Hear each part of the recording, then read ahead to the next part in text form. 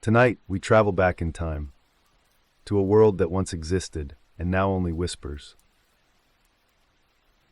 Night settles gently across the ancient world, and as the familiar outlines of the present dissolve, a vast empire emerges from the darkness. The Roman Empire, once the greatest power the world had known, appears not in its years of triumph, but in its age of trembling decline. Marble monuments still stand beneath the fading light, roads still stretch across continents, and legions still carry their standards through dusty winds. Yet beneath this surface, something essential has begun to fade. The empire you are about to enter is not the Rome of confident expansion, not the Rome of glittering victory parades or golden ages. It is a Rome weighed down by exhaustion, an empire too vast to hold firmly, too divided to heal, and too proud to admit its own fragility.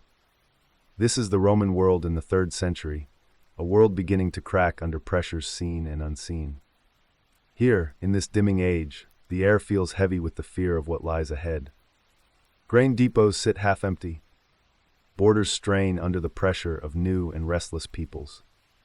The currency in the hands of merchants has lost its shine, its weight, and its worth.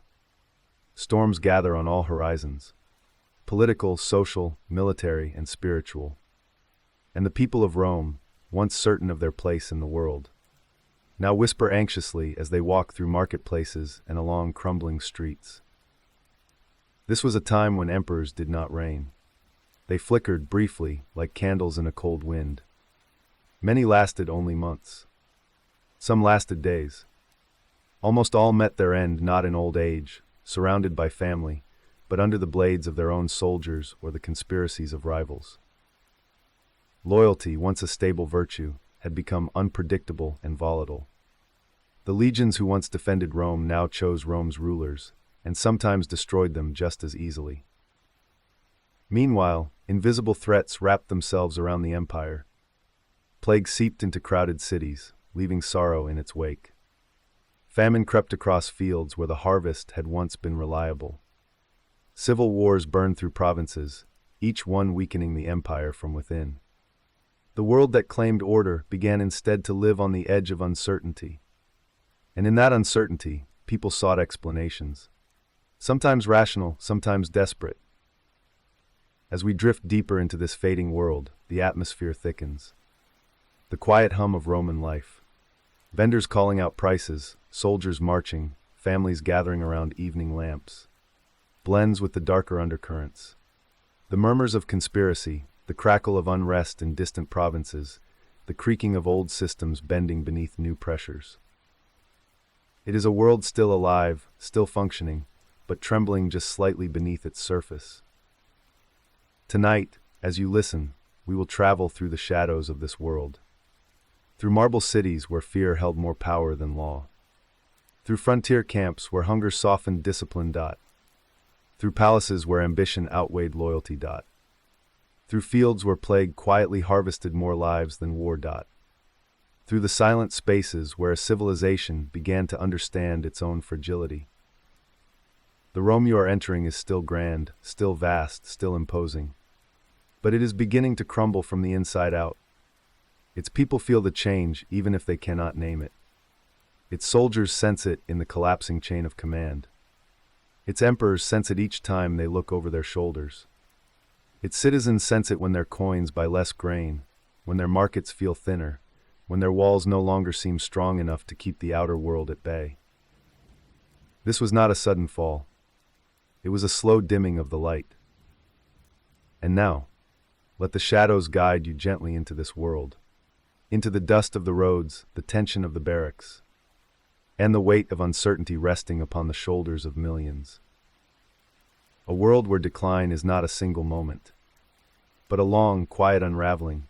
The early 3rd century wrapped the Roman world in a twilight that few fully understood, though many felt it in their bones. The empire still stretched across continents, its borders long and hardened, its armies numerous, its cities adorned with the remnants of former glory. Yet, the rhythm of daily life carried an undertone of unease, a sense that something immense, but invisible had begun to shift. Rome had survived internal struggles, tyrants, disasters, and invasions before. But this was different. This was quieter, more insidious, like a sickness beginning in the marrow. Everywhere, small signs of imbalance appeared. They were not yet catastrophic, but they pointed to a deeper dissonance. The empire seemed enormous, but it no longer felt solid.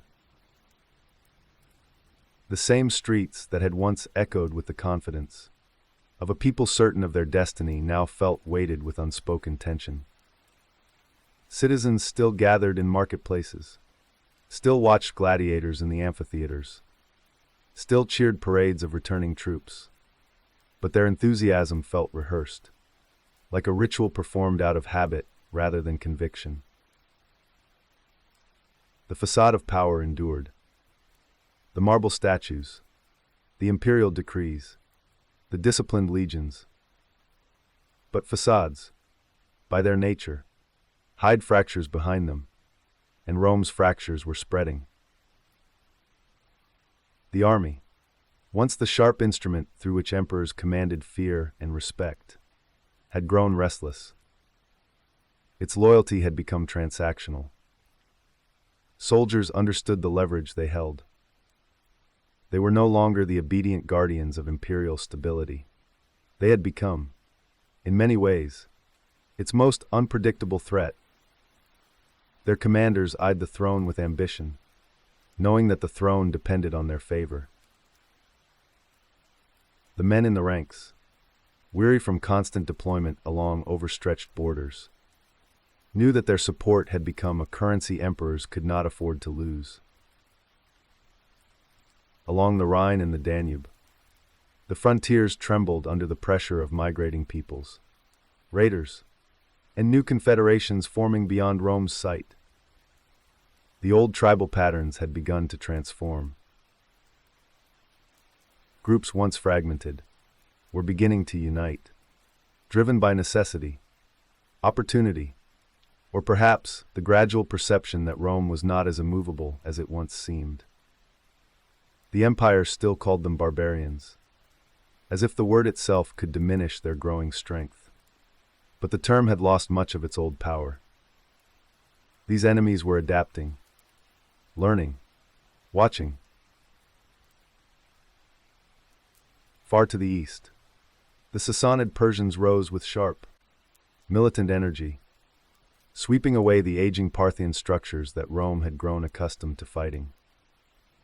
They were aggressive, organized, ambitious, and they saw Rome not as an invincible titan, but as a rival weakening at its limbs. The new Persian kings believed they were restoring ancient glory. To them, Rome was merely an obstacle in the way of destiny. Inside the empire, the strain was no less evident. The economy had begun to fray.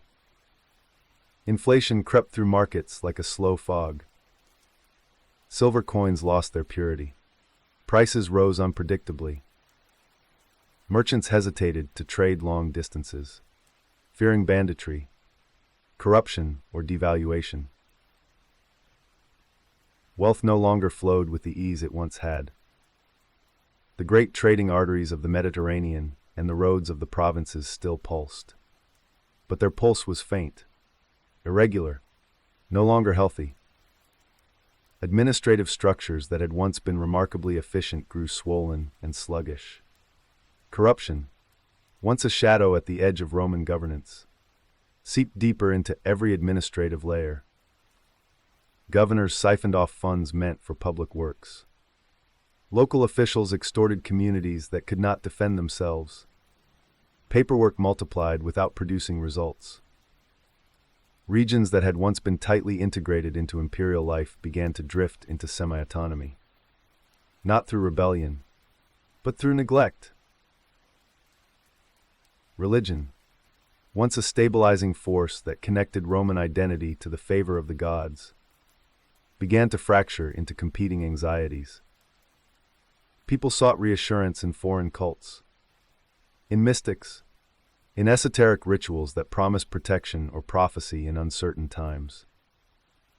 Omens were read with increasing desperation.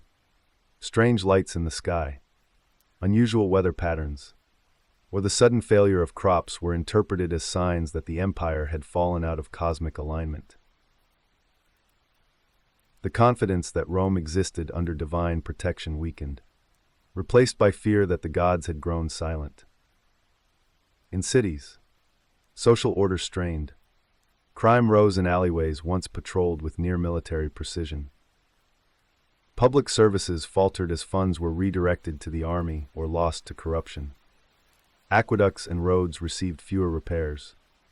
Buildings collapsed from neglect. Even Rome itself, the empire's eternal heart, showed signs of exhaustion. Clogged sewers, crumbling facades, dwindling public entertainments. It was not immediate catastrophe. Rome did not burn in an instant. Instead, it sagged, it exhaled, it dimmed year by year. A kind of spiritual fatigue seeped into the people. A resignation that life was harder now. Less predictable, less protected. Yet life continued. Markets still opened. Senators still delivered speeches. Generals still reported victories. But beneath these familiar motions was a growing awareness that the empire was living on momentum rather than vitality. The old systems still operated, but no longer out of strength. They operated out of inertia. Provinces far from the capital began to feel forgotten. Villages near unstable borders were raided more frequently, and relief took longer to arrive, if it arrived at all. Families relocated inward, abandoning fertile lands because the danger had become too great. Entire communities began to vanish from regions where Roman presence had once been unquestionable. And still, the empire pretended that nothing fundamental had changed. This denial ran deep, even through the ruling classes. The Senate clung to its ceremonial dignity, performing ancient rituals with hollow conviction. Emperors issued grand proclamations celebrating victory or prosperity, though both were diminishing.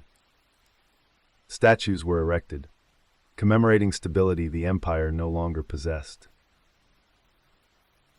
Everyone participated in maintaining the illusion, because the alternative, acknowledging the empire's fragility, was unthinkable. Rome had survived for centuries. To many it still seemed inconceivable that it could fail. But the people felt the shift in the air. They felt it in the shortages, in the tax collectors' visits, in the gossip carried along the roads by travelers who spoke of distant unrest. They felt it in the way soldiers looked more tired, more cynical. They felt it in the tremors of the earth, in the darkening of the sky after storms, in the uneasy dreams they whispered about to their families. They felt it in their bones. The empire was changing. Not dying yet, but drifting. Not collapsing, but weakening. Not falling, but leaning dangerously toward a future no one could fully comprehend.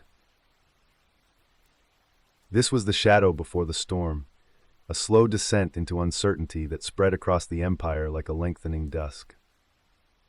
The people of Rome still walked the streets of a world that believed itself eternal, but the first cracks had already formed beneath their feet. They could not see the full darkness ahead, but they sensed it, faint and cold, waiting beyond the horizon. The crisis that would one day engulf the Roman Empire did not begin with flames, rebellion, or invasion. It began with decisions made quietly, incrementally, under the rule of the Severan dynasty, decisions crafted to secure loyalty, to preserve authority, to ease immediate tensions. Yet each one of these choices carved away at the empire's foundations. The rulers who believed they were strengthening Rome were unknowingly loosening the very bolts that held its enormous structure together. When Septimius Severus seized power at the end of a turbulent civil conflict, he inherited not a stable empire, but a wounded one. His victory had been forged through the loyalty of the legions, and from the moment he ascended to the purple, he understood that this loyalty was not freely given. It had been purchased with promises, with coin, with preferential treatment, and it would need to be purchased again and again. The emperor's authority no longer flowed from Senate, tradition, or divine favor. It flowed from the army's willingness to keep him alive. This reality shaped his entire reign. The Severan solution to military unrest was simple. Pay the soldiers more, reward them more lavishly, expand their privileges, bind them emotionally and economically to the emperor. In the moment, it worked. The troops adored him. They fought for him. They celebrated him. But every coin minted to secure their loyalty chipped away at the empire's economic stability. Every reform that elevated their power weakened the balance between civilian and military authority. The army became a political force beyond anything Rome had known before, overshadowing the Senate and even the imperial bureaucracy. The consequences rippled outward. Provinces strained to meet the rising financial demands. Tax collectors became more aggressive, extracting revenue from communities already stretched thin. Wealthy landowners could shield themselves, but smallholders and local traders felt the burden most acutely. Discontent simmered quietly among those who had once looked to the empire for protection and security. Now they saw an institution growing hungrier each year, feeding itself on their labor. Severus did not intend to create this imbalance. He acted from necessity, reacting to the world as he saw it. The frontiers required stronger armies. The soldiers required rewards. The political system required reinforcement. Yet necessity can be more destructive than malice, especially when it reshapes an entire empire's trajectory.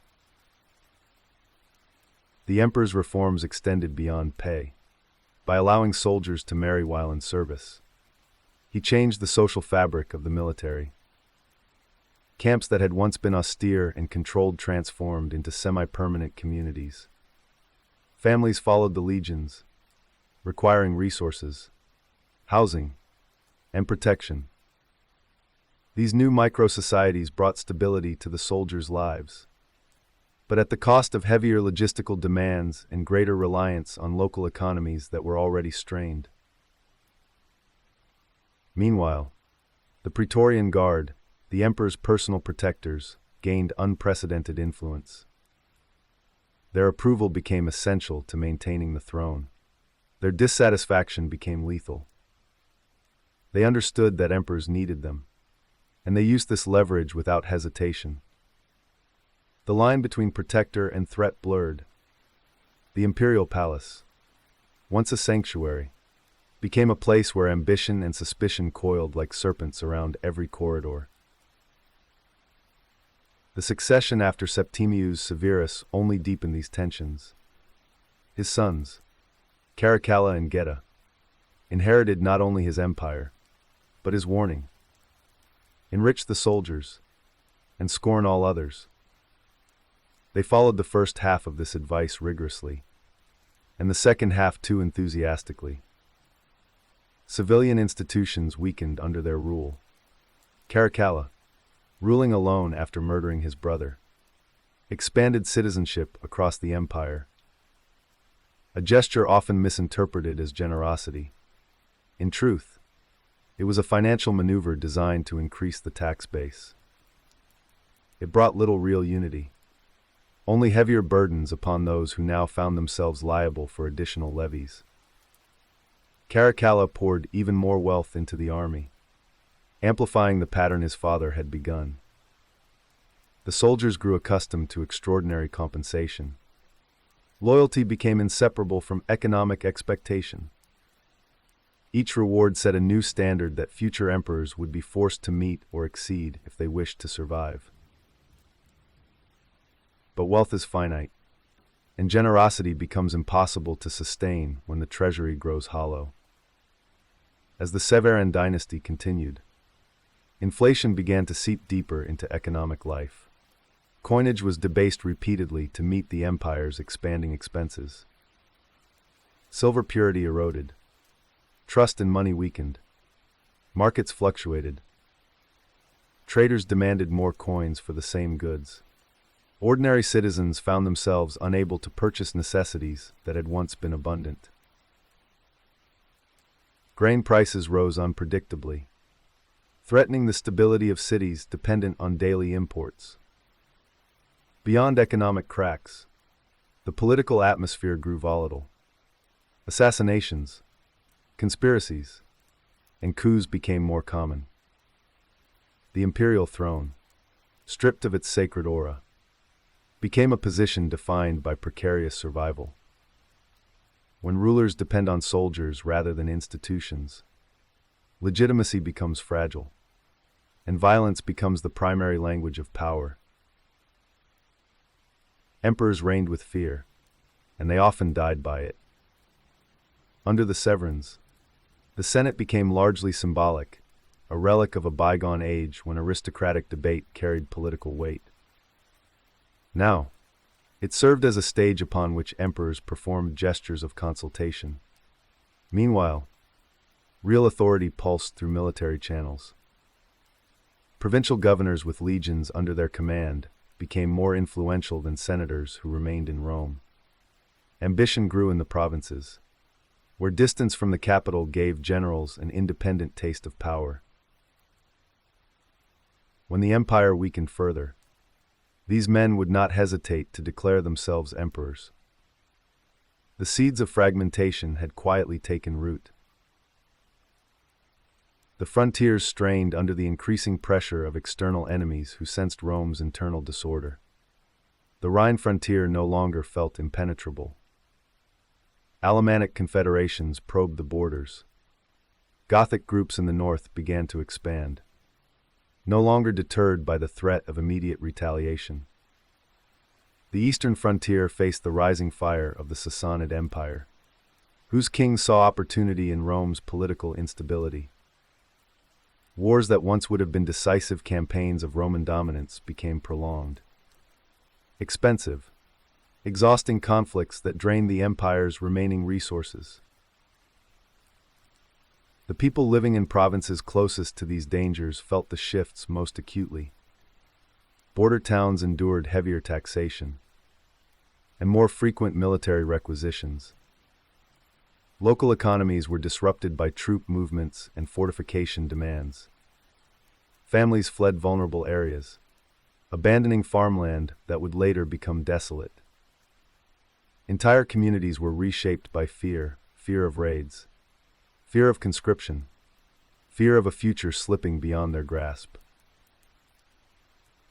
Culturally, the empire also began to drift. Confidence in Roman identity, once a powerful unifying force, began to erode. People no longer felt the same security in calling themselves Roman. The empire had promised stability, protection, and prosperity. Now it delivered uncertainty, exploitation, and violence. The emotional contract that had bound millions to Rome started to weaken. If Rome could no longer protect its subjects, why should they feel loyalty toward it? Why should they sacrifice for a system that seemed increasingly indifferent to their suffering? The sense of cosmic order began to crumble. Religion fractured into more desperate searchings. The old gods seemed silent. People turned to prophecies, omens, mystics, and foreign cults that promised answers in a world no longer comprehensible. Earthquakes, plagues, and eclipses were interpreted as signs that Rome had lost divine favor. Even the educated elites whispered about fate, decline, and the end of an era. None of these developments alone doomed the empire, but together, they formed a lattice of weakening supports. Economic strain, military entitlement, political violence, border insecurity, administrative corruption, and cultural disillusionment. The Severan dynasty did not create Rome's downfall, but it accelerated every underlying tension, tightening the pressure on a system already stretched past endurance. By the time the dynasty came to an end, the empire was still standing, immense, proud, commanding, but it was standing on foundations that had been dangerously hollowed out. The seeds of collapse had been planted deeply, quietly, almost invisibly, and they were beginning to germinate. What followed would push Rome beyond its limits, into an era of chaos so profound that even those who survived it would struggle to remember the world that came before. The 3rd century became an age in which emperors did not reign so much as they tried to survive, clinging to power for months or years before being torn down by the very forces that had elevated them. The imperial purple, once a symbol of divine authority and near-mythic stability, transformed into a shroud that marked its wearer for an early grave. Execution, assassination, mutiny, betrayal, these became the natural conclusions of imperial rule. It was no longer a question of if a ruler would die violently, but when, and by whose hand. The pattern did not emerge suddenly. It grew gradually, shaped by the Severan reforms and the shifting balance of power between emperor and army. With each passing decade, the throne became less a position of leadership and more a perilous prize. Rome entered a vicious cycle in which the emperor needed the soldiers to stay alive, but the soldiers needed nothing from the emperor except coin and opportunity. And opportunity, in this era, was often found in murder. Already under the Severans, imperial legitimacy began to fray. Caracalla, who inherited absolute power after killing his own brother in their mother's arms, ruled through fear and brutality. His assassination while traveling with his troops, cut down by a soldier supposedly summoned to relieve himself behind a roadside bush, revealed a truth that would haunt Rome for decades.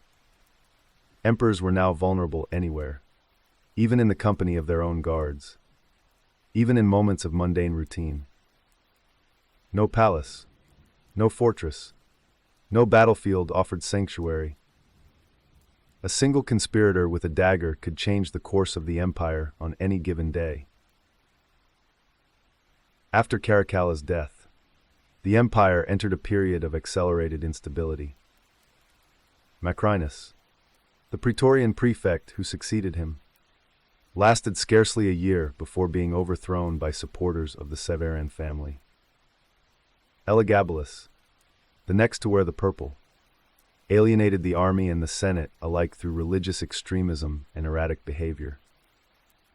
His murder by the Praetorian Guard, his mutilated body dragged through the streets and thrown into the Tiber, underscored how little patience the soldiers now had for emperors who failed to meet their expectations. Assassination had become not merely a response to tyranny, but a mechanism of political correction, an expedient means of resetting leadership whenever dissatisfaction grew. The empire's highest office was beginning to operate like the battlefield.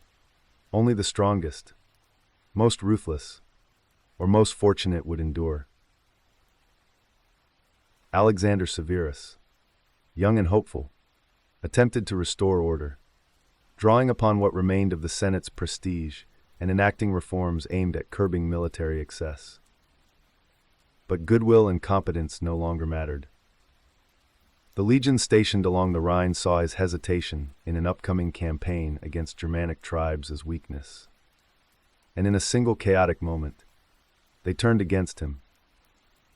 The emperor, his mother at his side, was murdered in his tent by the very soldiers he meant to lead. His pleas, his promises, and his lineage meant nothing. The legions wanted a ruler of iron, someone who resembled them, and in their fury, they elevated Maximinus Thrax, a soldier of immense physical strength and little political subtlety. With this event, Rome passed an invisible threshold. The age of the soldier emperors had begun.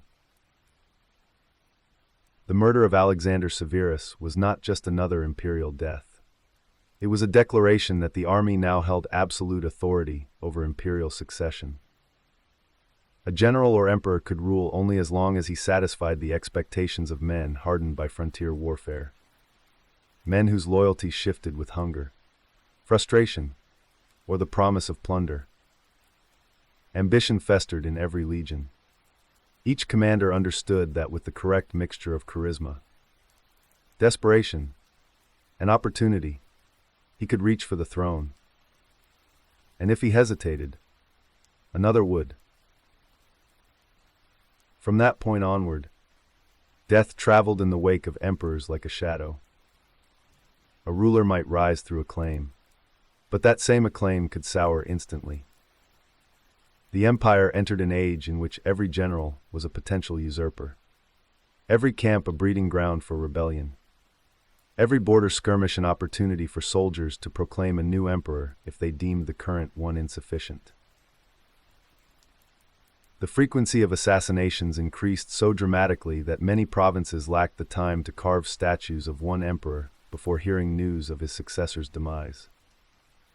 Some emperors ruled for mere days or weeks before being eliminated.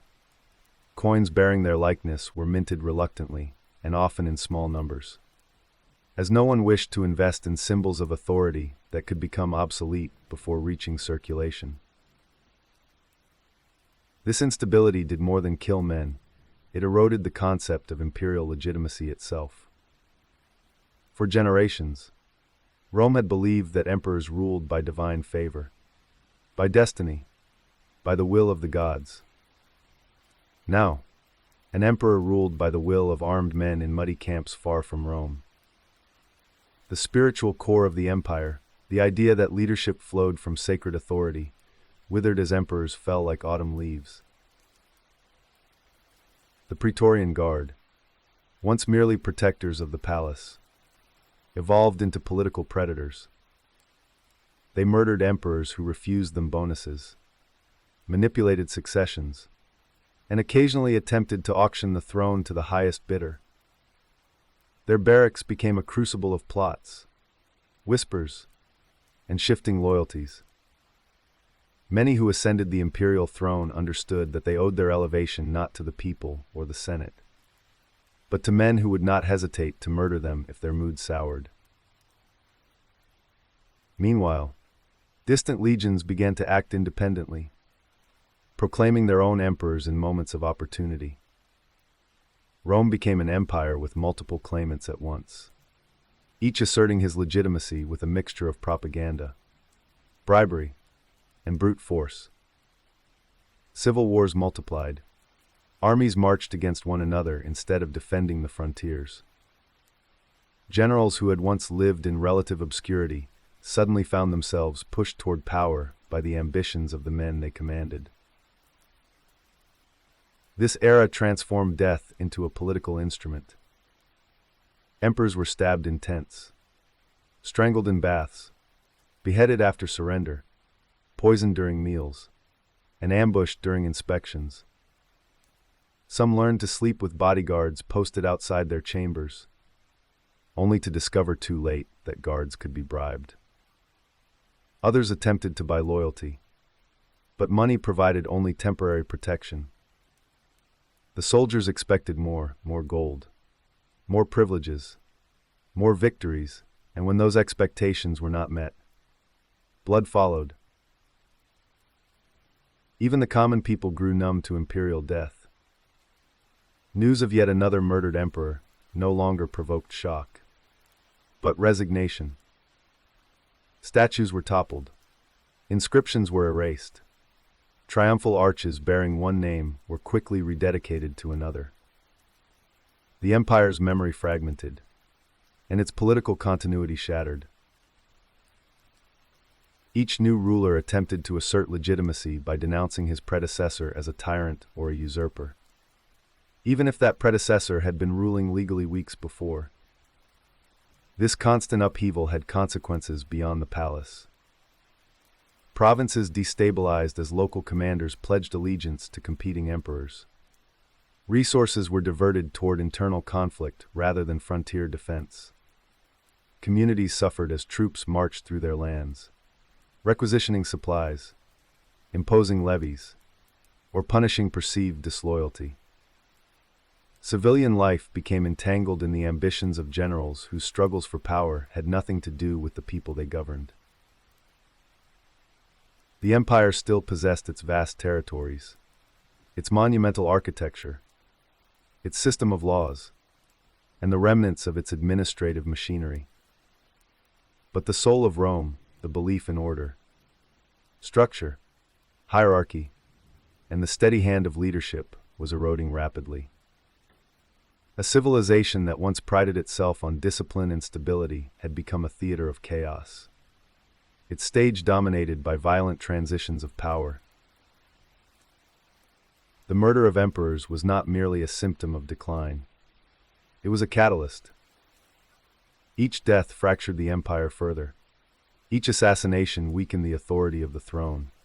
Each civil conflict drained the treasury, exhausted the army, and emboldened Rome's enemies. The empire had entered a downward spiral in which violence begot violence. Instability bred more instability, and the very act of ruling became indistinguishable from the act of surviving. In this world, emperors did not govern. They clung to life. And one by one, the empire devoured them. The murder of Alexander Severus left the Roman Empire suspended in a moment of raw, directionless fury. The Rhine legions, exhausted by what they perceived as imperial weakness and betrayal, erupted in a violent rejection of the old order. Their anger needed a vessel, and in the chaos of their mutiny, they found one in a man who embodied everything they valued: strength, brutality, and unwavering military identity. Maximinus Thrax, a soldier of towering stature and obscure origins, was thrust into the purple not by lineage or Senate decree, but by the roar of soldiers desperate for a ruler who resembled them rather than the soft administrators of Rome. His rise marked the beginning of a new era, an era in which emperors emerged not from aristocratic dynasties or political institutions, but from the ranks of the army itself. Maximinus was the first of these soldier emperors, and his ascent symbolized the collapse of the political equilibrium that had once balanced Senate, emperor, and military. From this moment onward, the army alone decided who ruled Rome. Maximinus was unlike any emperor who had come before him. He was born not into privilege but into poverty, on the fringes of the empire where Roman identity was thin and survival depended on strength. His ancestry was rumored to be Thracian or Gothic, and though such claims were likely exaggerated, they reflected the fear he inspired. He was a colossus of a man, a living embodiment of frontier hardship. Stories circulated about his immense size, tales of a soldier who could outpace horses, break shields in his hands, and single-handedly train entire units through sheer intimidation. These stories blurred the line between myth and reality, but in the atmosphere of desperation that followed Alexander Severus's murder, they were exactly what the legions wanted to believe. The empire had grown tired of refinement. It craved force. When the soldiers lifted Maximinus onto a shield and proclaimed him emperor, the traditional mechanisms of Roman legitimacy shattered. The Senate did not choose him. The people of Rome did not acclaim him. Even many provincial governors were caught by surprise. Yet none of that mattered. The legions had spoken, and in the 3rd century, the legions spoke with the only authority that counted. The Senate, upon receiving the news, reacted with horror. The idea that a man of humble origins, a man who had never held a senatorial office, could become emperor threatened the very structure of Roman aristocratic identity. The Senate's power had been in decline for generations, but Maximinus's rise made that decline undeniable. He represented a world in which birth, tradition, and political decorum meant nothing. Only the sword mattered. Rome itself did not see its new emperor for years. Maximinus despised the city and its elites, viewing them as parasitic, weak, and disconnected from the realities of frontier warfare. Instead of traveling to Rome to secure civilian legitimacy, he remained with his troops along the Danube, conducting campaigns against Germanic tribes and strengthening the borders through force and terror. For Maximinus, the empire's heart was not the Forum or the Palatine Hill. It was the frontier, the place where he had risen and where he believed Rome's fate would be decided. He ruled from the edge, and he ruled with fear. His governance reflected the perspective of a man who trusted soldiers but distrusted everyone else. Civil officials were dismissed or executed. Senators suspected of disloyalty were eliminated. Taxes were increased dramatically to fund continuous military campaigns, and provincial populations bore the weight of his ambitions. Because he refused to travel to Rome, communication between emperor and Senate deteriorated into mutual distrust and resentment. The Senate felt humiliated. Maximinus felt threatened. Each side saw the other as an existential danger. The emperor's paranoia deepened as plots, real and imagined, coalesced around him. He struck preemptively, executing nobles and military officers whom he believed to be conspiring against him. His purges created an atmosphere of suffocation across the empire, where whispers could cost lives, and silence became a form of survival. Communities far from the frontier felt the consequences as well. Tax collectors operating under imperial pressure grew more ruthless. Villages strained by military requisitions faced starvation. Even cities that had once flourished under balanced administration found themselves drained to support an emperor who saw the empire as a machine designed to fuel his campaigns. Yet the legions who had raised him were not entirely satisfied. Victory along the frontier was expected, but the burdens placed on the empire to sustain these victories created resentment among other units stationed elsewhere. Soldiers in Syria, Africa, and the East watched as the Danubian troops enjoyed the emperor's favor while they endured shortages, underpayment, and lack of recognition. The result was a deepening divide within the military. One emperor could not possibly feed the ambitions of dozens of legions, many of which now saw themselves as equally entitled to imperial reward. The common people, too, began to suffer under the weight of Maximinus's demands. Markets faltered under rising taxation. Farmers faced the impossible task of meeting quotas while defending their lands against raids. Urban populations saw grain prices climb, and public works collapse from neglect. Discontent spread through the empire like a slow fever, and this discontent, though unfocused, created fertile ground for rebellion. The spark came from Africa, where a local uprising against corrupt officials spiraled into a political revolt. Gordian the Elder and Gordian the Younger, aristocrats respected by the provincial elite, were proclaimed emperors in defiance of Maximinus. Their rebellion, though short-lived, ignited hope across the empire. It signaled that resistance was possible, that Maximinus's brutality could be challenged. When the Gordians fell, the Senate, now pushed to the brink of desperation, declared Maximinus an enemy of the state. The empire had two centers of power, both claiming legitimacy. both determined to survive. Maximinus reacted with predictable fury. He mobilized his forces and marched toward Italy, intent on annihilating the Senate and reclaiming authority by fire and blood. His advance struck terror across the peninsula. Cities fortified their walls. Senators prepared for flight or death. The old aristocracy, though powerless, still possessed enough pride to understand what Maximinus's victory would mean.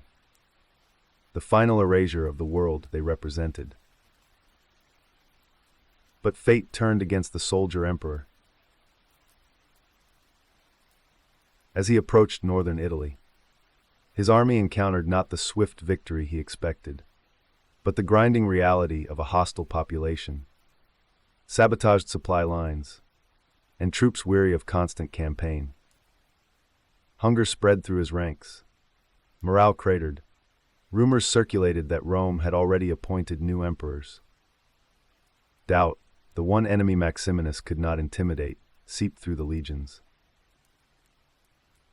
And then, in a moment that mirrored the fate of so many emperors before him, betrayal cut deeper than any external enemy. His own soldiers starved, frustrated, and fearful of the retribution they would face if they continued following him, turned against him. They stormed his tent, killing him and his son, before presenting their heads to emissaries of the Senate. The emperor who had risen by the sword now died by it, consumed by the same violent forces that had elevated him. His death did not restore stability. It only confirmed what Rome had already become. An empire where emperors ruled not through governance or divine favor, but through constant negotiation with the unpredictable will of the military. Maximinus Thrax was not the cause of the crisis. He was its embodiment, a towering figure standing at the threshold of an age in which the empire would be reshaped by chaos, fragmentation, and the relentless churn of ambition.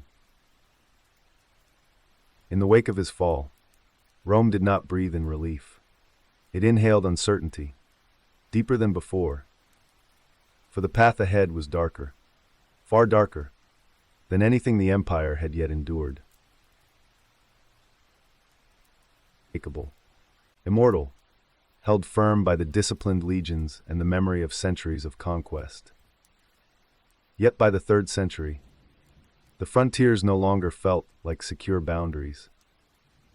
They felt like wounds, deep, exposed wounds that bled with every passing year. The pressure on Rome did not come from a single enemy or a single direction, but from a convergence of forces unlike anything the empire had ever faced. Germanic tribes, Gothic migrations, Alemannic confederations, and the resurgent Sassanid Empire pressed inward simultaneously, testing not only Rome's defenses but the empire's very ability to respond. To understand this era is to understand a Rome that no longer dictated the terms of its wars.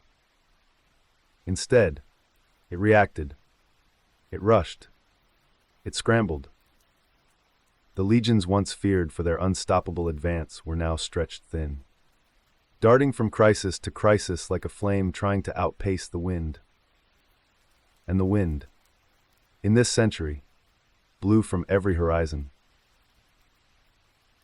Along the Rhine, the tribes that Rome had once regarded as scattered and easily managed began to coalesce into more formidable groups. The Alemanni, forged from smaller tribal bands, united under shared pressure and opportunity. They saw in Rome an enemy weakened by internal chaos. They saw its fortresses undermanned, its commanders distracted by politics, and its borders riddled with gaps. Raids became bolder, swifter, more destructive. Villages burned. Forts fell. For the first time in generations, Roman settlers in border provinces began to flee inward, abandoning centuries-old farms rather than attempting to hold them against relentless incursions. The Danube frontier fared no better. The Goths, pushed westward by forces beyond Rome's control, migrated in great waves, pressuring territories that had once served as reliable buffers. These movements were not mere raids. They were population shifts, mass displacements that overwhelmed local defenses and destabilized entire regions. The Goths did not yet possess the sophisticated tactics that would later bring Rome to its knees. But they possessed something far more dangerous: momentum. They were moving because they had to, and Rome stood directly in their path. As provinces bordering the Danube struggled to cope, governors pleaded for reinforcements. But reinforcements were increasingly impossible to send. The empire was a body whose limbs were being pulled in opposite directions, each one demanding the attention of an emperor who could not be everywhere at once. Farther east, the situation was even more dire. The Parthian Empire had collapsed, replaced by a younger, fiercer power, the Sassanid Persians. Their kings spoke openly of reclaiming lands once held by the ancient Achaemenids, lands now belonging to Rome. They viewed the Roman presence in Mesopotamia and Syria not as reality, but as insult. The border along the Euphrates, once stable due to the Parthians' looser style of governance, became a battleground of ideology, ambition, and vengeance. The Sassanid army struck with precision and discipline. Their cavalry carved through Roman defenses with terrifying efficiency. Their kings declared themselves the heirs of Cyrus and Darius, destined to remake the world. Rome, with its internal fractures and its fragile command structure, was not prepared for an enemy of such focus and zeal. Cities that had stood secure for centuries, Nisibis, Hatra, Carrhae, found themselves under siege. Some resisted heroically. Others fell quickly. The eastern provinces trembled, for they knew that unlike the Germanic raids along the Rhine, the Sassanids sought not plunder but dominion. Their invasions carried with them an agenda of permanent reclamation. Everywhere, the empire began to feel the suffocating effects of overextension. Troops were moved constantly, marching from frontier to frontier in response to the latest emergency. Their weariness grew. Their equipment deteriorated. Their pay came late or in debased coin. Their morale sank beneath the weight of endless crisis. Some legions mutinied. Others deserted. Those who remained found themselves caught between external enemies and internal instability, fighting not for glory, but for survival. The civilians living near these borders lived in perpetual terror. For centuries, Rome had promised them safety in exchange for loyalty. Now that promise collapsed. Families abandoned ancestral homes, fleeing into forests, mountains, or deeper into the empire, hoping to outrun destruction. Some resettled in crowded cities, already struggling under economic strain. Others disappeared entirely, their villages consumed by war or reclaimed by earth. The ripple effects of these migrations spread across the interior provinces. Refugees increased demand for food and shelter at a time when Rome's supply chains were already faltering. Local officials struggled to maintain order as populations swelled beyond a city's ability to sustain them. Crime rose. Famine loomed. Disease followed inevitably in the wake of displacement. And as the empire grew weaker, its enemies grew wiser. The Germanic groups along the Rhine studied Roman tactics, adapted Roman weapons, and learned which fortresses were isolated or poorly maintained. Their raids transformed from opportunistic strikes into coordinated campaigns. The Goths along the Danube began experimenting with siege tactics, testing the limits of Roman fortifications. The Sassanids, with their rigid military structure and strategic clarity, refined their assaults with each campaign. It was not simply that Rome's enemies were stronger. Rome's system for resisting them had faltered. Borders that once relied on layered defenses, watchtowers, patrol routes, supply chains, reserve forces, now functioned sporadically or not at all. The rapid turnover of emperors meant rapid turnover of generals, each bringing new strategies, new priorities, and new disruptions. Frontier defenses lacked continuity, lacking the slow, steady planning that had once fortified Rome's territorial stability. The army itself was changing, and not for the better. Elite units were scattered to deal with rebellions or support rival claimants for the throne.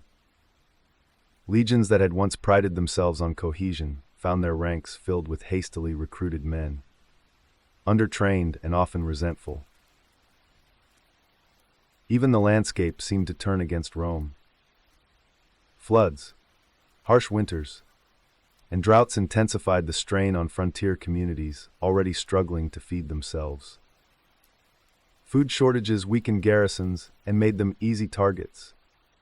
Rivers that once served as natural barriers became pathways for invasion during unexpected freezes.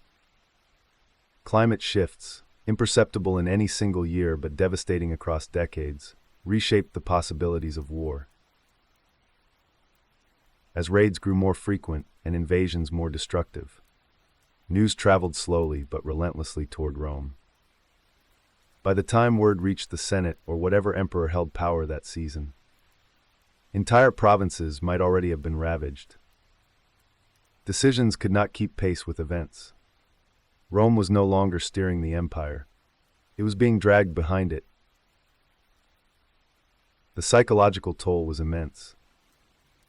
The empire had built its identity on the belief that Rome was eternal, ordained to rule. Now whispers spread through taverns, markets, and temples that the gods had abandoned them. People spoke of omens, of stars that burned too brightly, of earthquakes that cracked ancient foundations, of unnatural storms rolling across the sky. Even those who did not believe in divine signs felt the weight of dread settling over their lives.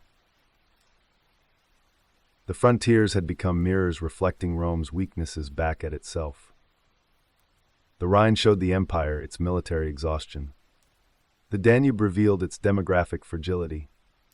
The eastern frontier exposed its political disarray. Everywhere the empire looked, it saw the consequences of decades of short-term solutions and escalating instability.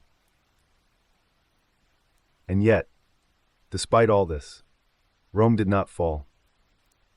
It staggered. It bled. It retreated. But it endured. At least for now. But endurance came at a price measured in abandoned lands, burned settlements, shattered legions, and the slow, suffocating loss of confidence in Rome's invincibility. The storm at the borders was no longer a distant threat. It was an encircling force, tightening as the empire weakened, preparing for the moment when internal collapse would create the perfect opening. The invasions of the 3rd century were not the end of Rome, but they were the shadows that announced the coming night. The Roman economy, once the vast and intricate bloodstream of an empire that stretched across 3 continents, began to fail not with a single catastrophic collapse, but with a slow, suffocating contraction. It was a decay that seeped into every aspect of daily life, coin by coin, harvest by harvest, decree by decree, until the prosperity that had defined Rome for centuries dissolved into uncertainty, poverty, and desperation.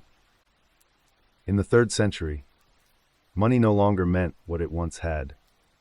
Labor no longer bore the same fruit, and trade routes that had pulsed with endless movement grew thin and fragile.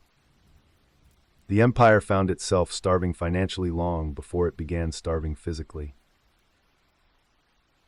For generations, Roman currency had represented stability. The silver denarius, stamped with imperial authority, had circulated from Britannia to Arabia, uniting distant provinces in a shared economic language. But war, political instability, and the insatiable demands of the military slowly eroded that stability. Each emperor who needed to secure the loyalty of the legions found himself reaching into a treasury already depleted by his predecessor. The easiest solution, debasing the currency, became a habit. Then a custom. Then a crisis. Silver content dwindled. What had once been a coin of respectable purity gradually became a thin veneer of precious metal stretched over a base interior. People noticed. Merchants refused older issues. Soldiers demanded payment in newer ones. But the newer ones were worth less in real value than the old. This cycle fed upon itself, accelerating inflation until prices lost all meaning. A loaf of bread that once cost a single coin now required a handful. A soldier's pay, though increased repeatedly, bought less each year. Provincial markets stalled as buyers and sellers struggled to agree on what anything was worth. Barter crept back into daily exchange, not as a cultural relic, but as a necessity. Farmers traded grain for tools. Craftsmen traded labor for protection. Money, the backbone of Rome's administrative and military machinery, had become unreliable. Yet inflation was only one strand in the web of economic deterioration. Agriculture, the foundation of Roman prosperity, suffered deeply under the pressures of the century. Constant troop movements ravaged fields. Requisitions stripped villages of stored grain and livestock. Frontier raids burned harvests before they could be gathered. Land that had once fed cities now lay fallow, either abandoned by families fleeing violence, or worked by laborers too few and too weary to produce what they once had. The latifundia, massive estates owned by wealthy elites, expanded as smallholders sold their land to escape debt or taxation. These estates, though vast, often focused on cash crops, not essential food supplies. Their owners, living far from the farmland itself, rarely understood the hardships endured by those who toiled upon it. This shift distorted local food production and widened the gulf between rich and poor. With agriculture faltering, cities that had thrived for centuries on constant imports faced shortages. Grain prices surged. The grain dole in Rome itself became increasingly unpredictable. Families accustomed to regular rations found themselves standing in lines that ended in disappointment or violence. Bread riots erupted. Local officials, desperate to maintain order, cracked down harshly, but their brutality only revealed how fragile civic stability had become. Trade, too, began to collapse under the strain of insecurity. Merchants were reluctant to travel. Roads that had once been marvels of imperial engineering fell into disrepair as funds for maintenance vanished. Bridges crumbled. Guard posts emptied. Banditry spread across the empire like an unrestrained contagion. Merchant ships risked piracy on seas where Roman patrols had grown sparse. Regional markets that once hummed with activity quieted. Provinces that had relied on long-distance trade turned inward in an attempt to sustain themselves. But isolation only deepened the economic wounds.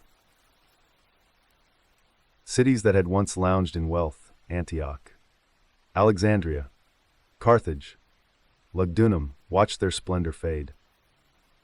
Public works stalled. Aqueducts clogged. Bathhouses closed. Theaters fell silent. Local elites, who once funded civic life out of pride and competition, withdrew into private estates, hoarding wealth rather than investing it in communities they no longer trusted to endure. Taxation, always the empire's lifeline, mutated into a destructive force. As the state's expenses ballooned, tax burdens increased. Assessments became harsher, collections more violent. Entire towns collapsed under levies they could no longer meet. Those who could flee fled. Those who remained endured crushing obligations that pushed them into poverty. Tax collectors, often corrupt, enriched themselves while transmitting less and less of the revenue to the state. The emperor demanded more. Local governors demanded more still. And the people found themselves squeezed until their livelihoods disintegrated. The middle class, once Rome's stabilizing core, eroded. Artisans could not afford material costs. Shopkeepers closed their doors. Professionals dependent on urban life found their clientele vanished. Society polarized into two extremes. The very wealthy, insulated by estates and private armies, and the vast majority, who slid into hardship without hope of reprieve. The erosion of this middle layer further destabilized civic life, as fewer citizens remained who could anchor local institutions, fund public needs, or support communal stability. The military, bloated in size and cost, devoured whatever remained of state resources. Emperors paid them first, for failure to do so meant death. But paying the soldiers meant sacrificing everything else: infrastructure, defense, social programs, and even the empire's long-term viability.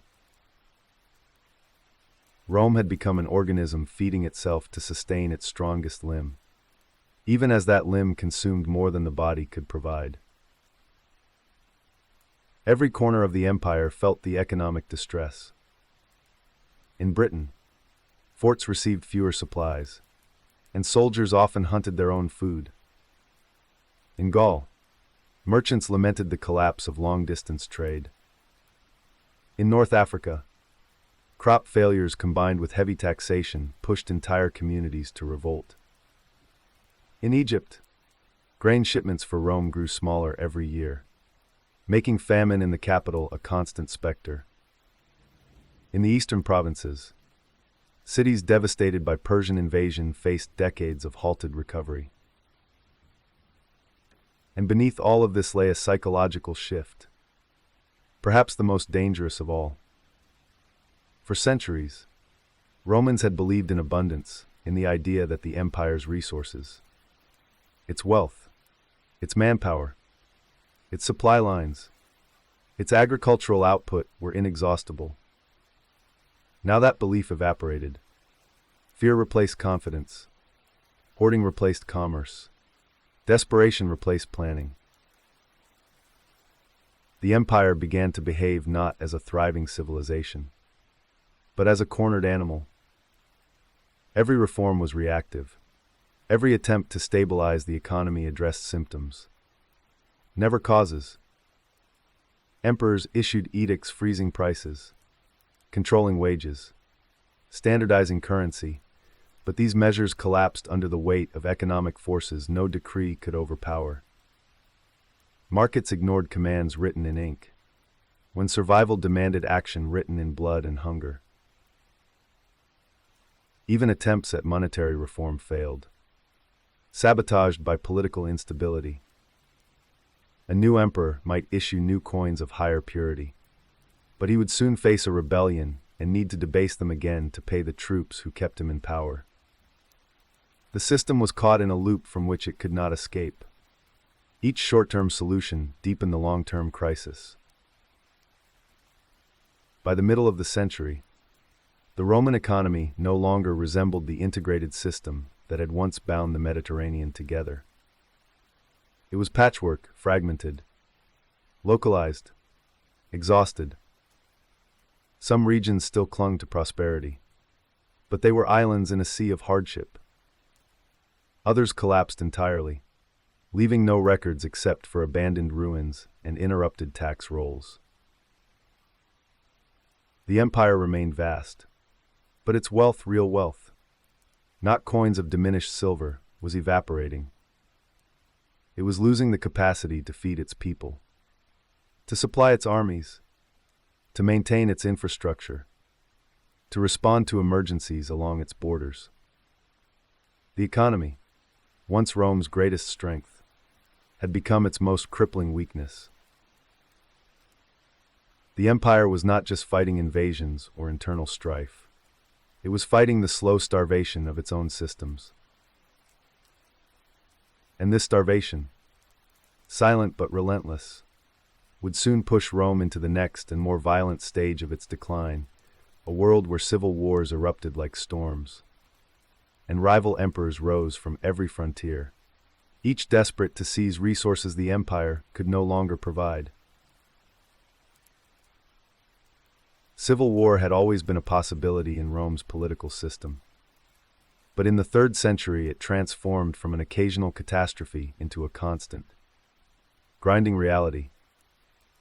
The empire no longer suffered civil wars. It lived inside them.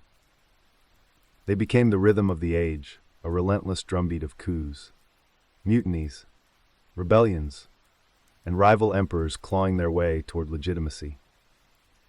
At every frontier, in every province, a new contender could emerge, proclaimed by soldiers who believed they had been wronged, overlooked, or underpaid.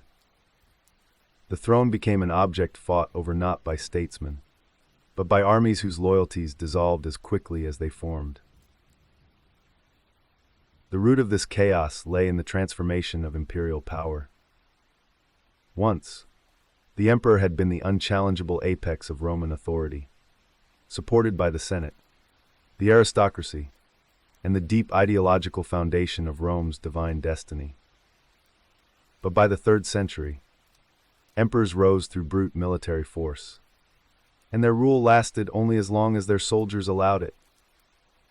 Legitimacy flowed not from tradition or divine sanction, but from violence, from the ability to seize power and the skill to keep it.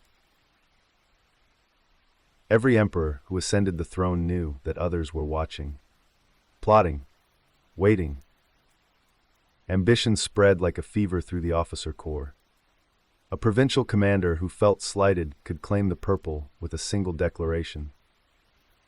A general who won a battle on the frontier might find his troops urging him to seize Rome itself. Even the rumor of imperial weakness could spark a rebellion hundreds of miles away.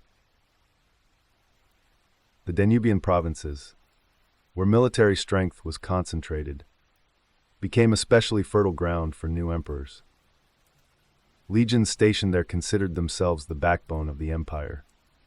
Their officers, hardened by constant warfare against barbarian incursions, believed they understood Rome's needs better than any senator in the capital.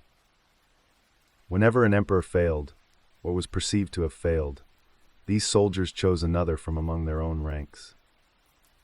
Some of these men were competent, disciplined, and even heroic. Others were opportunists, rising on the crest of chaos without the skills necessary to govern. The result was perpetual fragmentation. At times, as many as 4 or 5 emperors ruled simultaneously, each claiming to be the rightful leader of Rome. They minted their own coins, issued their own decrees, and fought both external enemies and each other. The people of the empire, exhausted and confused, could hardly keep track of who their ruler was supposed to be. News traveled slowly, distorted by fear and propaganda. A town might swear loyalty to one emperor only to discover days later that he had been killed and replaced by another. Civil wars carved bloody paths through the empire. Armies marched not against barbarians, but against fellow Romans. Provinces became battlegrounds, their fields trampled by legions, their granaries emptied, their cities besieged or destroyed. Each civil war left the empire poorer, weaker, and more divided. Every battle fought against fellow Romans was a battle not fought against the enemies pressing on the frontiers. As soldiers died in internal conflicts, Rome's borders thinned further. Each internal victory was an external defeat. Some rebellions were short-lived, crushed almost as soon as they began. Others engulfed entire regions. The Gallic provinces, weary of neglect and military abuse, eventually broke away entirely, forming the so-called Gallic Empire, a parallel Roman state with its own emperors, its own institutions, and its own claim to legitimacy.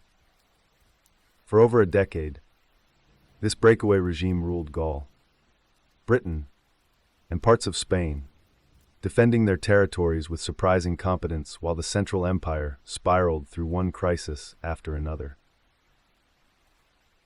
In the east, Palmyra rose under Queen Zenobia, who took advantage of Roman weakness to establish her own dominion stretching from Syria to Egypt. What began as an attempt to stabilize the region evolved into a declaration of independence in all but name. Zenobia's intelligence, ambition, and strategic brilliance made her a formidable force, and her expansion reflected not merely opportunism, but the desire to fill a void left by Rome's absence. The empire had withdrawn its protection from vast regions, and these regions responded by turning elsewhere for leadership or creating their own. These splinter states were symptoms of the deeper disease. Rome no longer provided the stability that had once defined it. Provinces separated because remaining loyal no longer guaranteed safety. The empire had become unpredictable, its demands excessive, its protection unreliable. The army, rather than serving as a unifying force, became an engine of division. Legions fought one another as often as they fought Rome's external enemies. Each legion believed its own chosen emperor was legitimate. Each expected rewards, privileges, and deference. Emperors who attempted to reform this system found themselves assassinated. Those who gave in to its demands only fed a machine that grew hungrier every year. Civilians bore the brunt of this endless conflict. Cities were sacked not by invaders, but by their own defenders turned enemies. Farmland was destroyed to feed armies passing through or to deny resources to rival claimants. Trade routes collapsed as roads became unsafe, and travelers were seized by soldiers desperate for supplies. Families fled from approaching armies without knowing whether those armies marched under the banner of Rome or its many rivals. The psychological toll was immense. People began to lose faith not only in emperors, but in the very idea of empire. What was Rome if not order? What was Rome if not protection? What was Rome if not continuity across generations? When emperors rose and fell like sparks from a fire, when legions carved the empire into competing fragments, when taxes increased even as security vanished, the fundamental identity of Rome dissolved. Even religion offered little solace. The gods seemed silent, indifferent to the carnage consuming the world. Old rituals felt empty, and new cults offered uncertain hope. Prophets emerged, warning of cosmic retribution. Astrologers gained influence among soldiers and civilians alike, promising glimpses into a chaotic future no rational mind could navigate. People searched for meaning in signs, omens, and visions because the earthly realm had ceased to provide answers. Civil wars reshaped the landscape of the empire. Some cities, once prosperous and vibrant, never recovered from the devastation. Others rebuilt, only to be destroyed again in the next round of conflict. In some regions, the very concept of Roman administration faded. Local strongmen, warlords, or surviving aristocrats took charge, ruling as they saw fit in the absence of coherent imperial authority. And through all of it, Rome's enemies watched and waited. The Germanic tribes pressed harder along the Rhine and Danube, sensing weakness with a predator's instinct. The Goths launched deeper incursions, sometimes sacking cities that had once stood as symbols of Roman power. The Sassanid Persians, emboldened by their victories in the east, struck further into Roman territory, capturing garrisons and threatening long-secure provinces. The empire fought, but its strength was fractured. Every soldier sent to crush a rebellion was a soldier taken from the frontier. Every civil war drained resources that could never be replaced. Every rival emperor distracted from the true threats looming outside Rome's borders. This was the era of barracks emperors, of men raised on shields by soldiers and cast aside just as quickly. Some ruled for years, others for months, some for mere days. Their names blurred into a litany of chaos, remembered not for what they built, but for the instability that surrounded their reigns. The empire itself seemed to be dissolving into a competition of ambitions, with no central force strong enough to restore unity. And yet, despite the devastation, Rome did not collapse. It endured, fragmented and bleeding, but still alive. The idea of Rome, even weakened, held extraordinary inertia.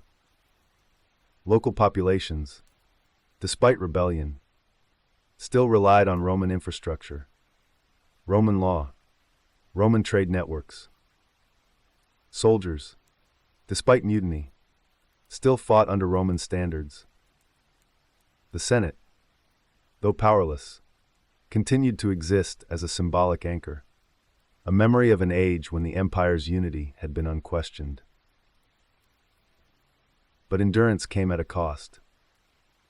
By the mid-3rd century, Rome was no longer a single cohesive empire, but a fractured entity held together by remnants of loyalty, habit, and fading authority. The civil wars had not merely weakened Rome. They had redefined it. The empire was no longer a monolith, but a battleground of competing visions. No emperor could rule effectively while constantly looking over his shoulder. No province could thrive while constantly shifting allegiance. No border could remain secure while armies fought internally. Rome stood at the center of a storm of its own making, a storm driven not by foreign invaders, but by the ambitions and fears of those who claimed to protect it. Long before swords or invading armies could tear the empire apart, an older and colder force began its assault, one that cared nothing for borders or emperors, one that slipped silently through cities and rural fields alike. Plague and famine, the twin specters of ancient terror, descended upon Rome in the 3rd century with a cruelty that made even hardened soldiers tremble. War could be understood, political chaos could be endured, but disease and starvation were enemies against which no legion could march and no emperor could claim victory. The empire had already endured the Antonine Plague a century earlier, a catastrophic wave of disease that had hollowed out entire communities. But the plagues of the 3rd century were more unpredictable, more frequent, and often more devastating.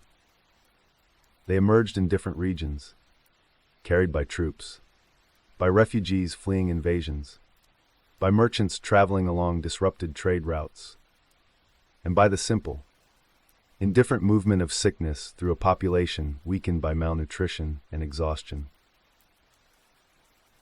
People began to whisper about new fevers, strange, rapid, merciless. Doctors, still following the ancient teachings of Galen, found their knowledge useless against the mysterious ailments. They watched helplessly as once healthy bodies collapsed within days, as skin darkened or erupted with lesions, as lungs filled with fluid, as breath turned shallow and rattling. The scale of suffering overwhelmed every system of care. Temples were filled with the dying. Streets became funeral processions that never seemed to end. In some regions, Entire villages were depopulated in a matter of weeks. Survivors fled, but flight spread the disease further. Refugees carried sickness to places it had not yet touched, believing they were escaping danger only to bring new devastation with them. Cities closed their gates, but starvation and fear always found a way inside. Even Rome, the heart of the empire, was not spared. The capital saw its population shrink dramatically as death claimed thousands, and those who could afford to escape fled to the countryside. Alongside the plague came famine, a slower, more deliberate killer. Years of war had torn up farmland, destroyed irrigation systems, and burned storage granaries. Requisitions for armies stripped rural communities of food they needed to survive. Climate fluctuations brought drought to some areas and relentless rain to others. Crops failed more often than they succeeded.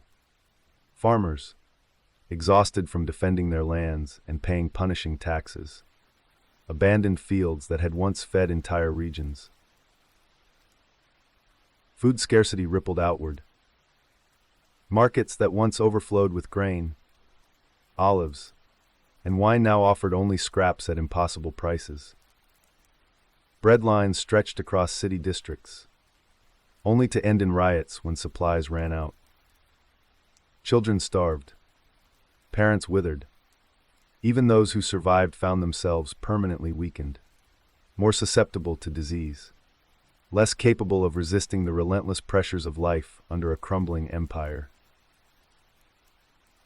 The combination of plague and famine distorted the very structure of society. Urban populations shrank dramatically as people died or fled.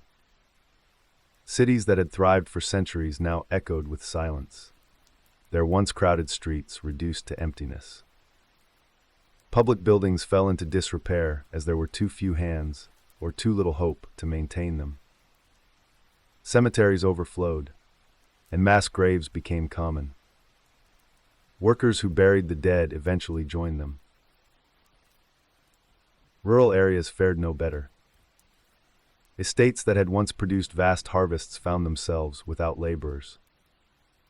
Slaves died in enormous numbers, and those who survived often fled into the wilderness rather than endure the conditions of starvation. Free farmers abandoned their land, unable to meet the demands of both the state and their own desperate families. Large tracts of fertile countryside transformed into wilderness, reclaimed by nature in a slow, merciless process. The psychological impact of the crisis was immense. People began to believe that the gods had turned away from Rome, disgusted by its corruption and violence. Sacrifices increased, rituals multiplied, but no divine sign brought comfort. Temples filled with supplicants asking questions no priest could answer. Why us? Why now? What sin had destroyed the empire's favor? Superstition flourished where reason failed. Astrologers predicted the end of the world. Prophets emerged, warning that Rome's glory had expired. Some preached purification. Others demanded vengeance. The fear of contagion fractured communities. Neighbors avoided one another, terrified of invisible death carried in the breath of a friend or the touch of a family member. Households barricaded themselves inside, only to perish together in darkness. Those who dared to venture out walked with cloth wrapped around their faces, though no one knew whether it helped. Panic erased compassion. People abandoned the sick, the elderly, even their own relatives, believing that survival required absolute isolation. In the midst of the devastation, the state struggled to function. Tax revenues fell as populations died or fled. Armies weakened as disease tore through their ranks, sometimes killing more soldiers than enemy blades. Emperors attempted relief measures, but their decrees were futile against the scale of suffering. How could any ruler compel productivity when fields lay barren? when cities emptied, when hope itself seemed to evaporate.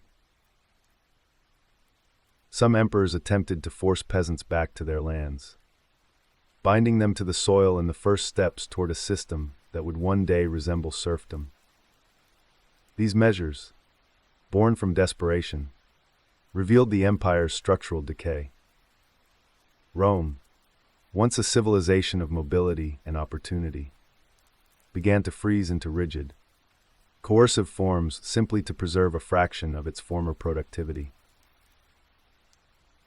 In regions where food remained available, it was often hoarded by the wealthy. Some elites bought entire harvests, storing them in fortified villas and selling small portions at extortionate prices. Their greed deepened resentment among the starving poor, igniting uprisings that the weakened government struggled to contain. The social fabric, once held together by law, tradition, and shared identity, frayed into mistrust and rage. Disease did not discriminate between classes, but famine did. The poor died first, in staggering numbers. Laborers, slaves, and urban tenants succumbed quickly. The middle classes, already battered by inflation and loss of trade, followed soon after. Even the elite, insulated by their wealth, could not escape the collapse of the world around them. Their estates fell when no one remained to work them. Their villas decayed. Their influence evaporated as their dependents died or fled. And still, the crisis deepened. New waves of plague arrived, carried by armies returning from the frontiers or by merchants traveling across the Mediterranean. Certain regions suffered repeatedly. As soon as populations began to recover, the disease returned, striking the weak and malnourished with brutal efficiency. Famine also operated cyclically. A bad harvest led to starvation, which weakened communities, which led to smaller future harvests, which deepened the starvation again. The empire entered a downward spiral that seemed unstoppable. People no longer asked whether Rome could survive external threats. They wondered whether Rome could survive its own internal collapse. Some believed that the empire had entered a cosmic winter from which it would never emerge. Others clung to the hope that a strong leader might restore stability, though such hope grew increasingly fragile in a world where emperors rose and fell with terrifying speed. In this landscape of despair, entire religious movements emerged, offering answers where the old gods remained silent. Mystery cults promised rebirth. Eastern deities offered protection. Apocalyptic visions spread among the common folk, giving shape to fears they could neither articulate nor dismiss. Rome had always been a pragmatic civilization, but pragmatism dissolved in the face of relentless suffering. People needed meaning, even if it came in the form of prophecy. By the end of the century's worst waves of plague and famine, the Roman Empire was transformed. Its population had shrunk dramatically. Its economy had contracted. Its cities had emptied. Its fields had withered. And its spirit, the fierce confidence that had once propelled its legions across the world, had dimmed. Rome still existed, but it was no longer the Rome of the earlier centuries. It was a weakened, haunted version of itself, carrying scars that would never heal. The empire had survived wars and rebellions, but disease and hunger had carved deeper wounds than any sword. These wounds left the empire vulnerable, not only physically but psychologically, preparing the way for new crises that would strike with even greater force. And as the plague receded and the famine lessened, Rome did not breathe a sigh of relief. It inhaled the cold air of a changed world, a world in which the empire's decline was no longer a distant threat, but a daily reality carved into the faces of the living and the silence of the dead. The empire was tearing itself apart, piece by piece, conflict by conflict, emperor by emperor. And still, the darkest times had not yet arrived. For centuries, the strength of the Roman Empire had rested not only on its armies, its wealth, or its laws, but on something far more elusive, a shared sense of belonging. To be Roman was not merely a matter of citizenship or geography. It was to participate in a vast communal identity, a belief in order, in hierarchy, in destiny, in the idea that Rome itself was the axis of the world. Roman identity had outlived tyrants, disasters, and civil wars. It had absorbed conquered peoples and reshaped them in its own image. It had even endured earlier plagues and economic downturns. But in the 3rd century, under relentless pressure from every direction, this identity began to unravel.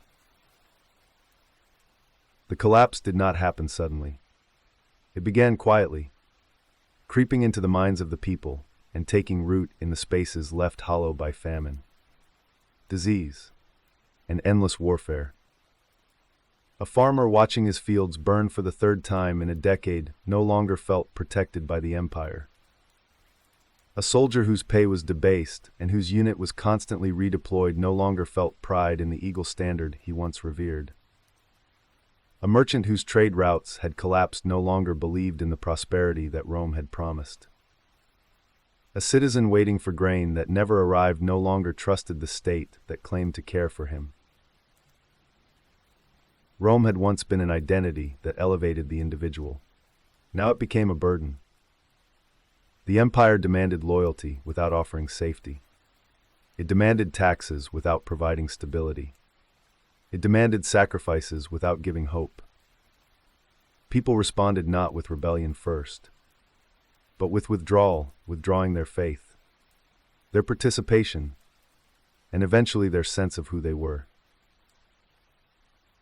Provincial communities that had long considered themselves integral parts of Rome began to turn inward. Local traditions, once suppressed or overshadowed by Roman customs, resurfaced. Regional gods regained prominence as the old Roman pantheon seemed increasingly silent. Languages that had faded under Latin influence persisted or reemerged. The great project of Romanization, which had taken centuries to construct, began to crumble as if exposed to an acid that dissolved cultural bonds from within. The collapse of identity was most visible in border regions. Along the Rhine and Danube, families who had lived as Romans for generations now questioned what that meant. They saw their towns burned by invaders, their homes abandoned, their children starving, and no legions coming to help. What value was Roman identity if the empire no longer defended them? Those who remained adopted more pragmatic identities. They aligned themselves with whoever offered protection. Whether Roman generals, local strongmen, or even barbarian leaders. In some cases, Romans and barbarians intermarried, forming communities whose loyalty was shaped by survival, not by imperial ideology. Even within the legions, the erosion of identity was unmistakable. Soldiers once fought not only for pay, but for the glory and honor of Rome. Now they fought for their immediate commanders, for the camp that fed them, for the promise of loot, or for the hope of elevating one of their own to the throne. Their allegiance was not to the empire, but to opportunity. Units composed of men from distant provinces no longer saw themselves as part of a unified military machine. They saw themselves as isolated warriors struggling to endure in a world of chaos. The officers were no better. Many rose through the ranks not because of loyalty to Rome, but because their soldiers demanded it. A general who pleased his men could become emperor within days. A general who failed them could be killed within hours. This dynamic poisoned the concept of service. Ambition superseded duty. Power superseded tradition.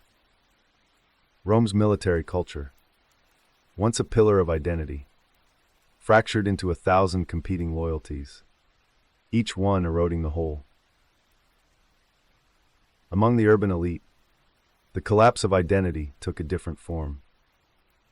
Senators continued to wear their togas and give speeches, but these gestures had become empty ceremonies. They pretended to govern an empire that no longer listened to them. Their authority had become a memory of a world that no longer existed. Some retreated into their villas, waiting for the storm to pass.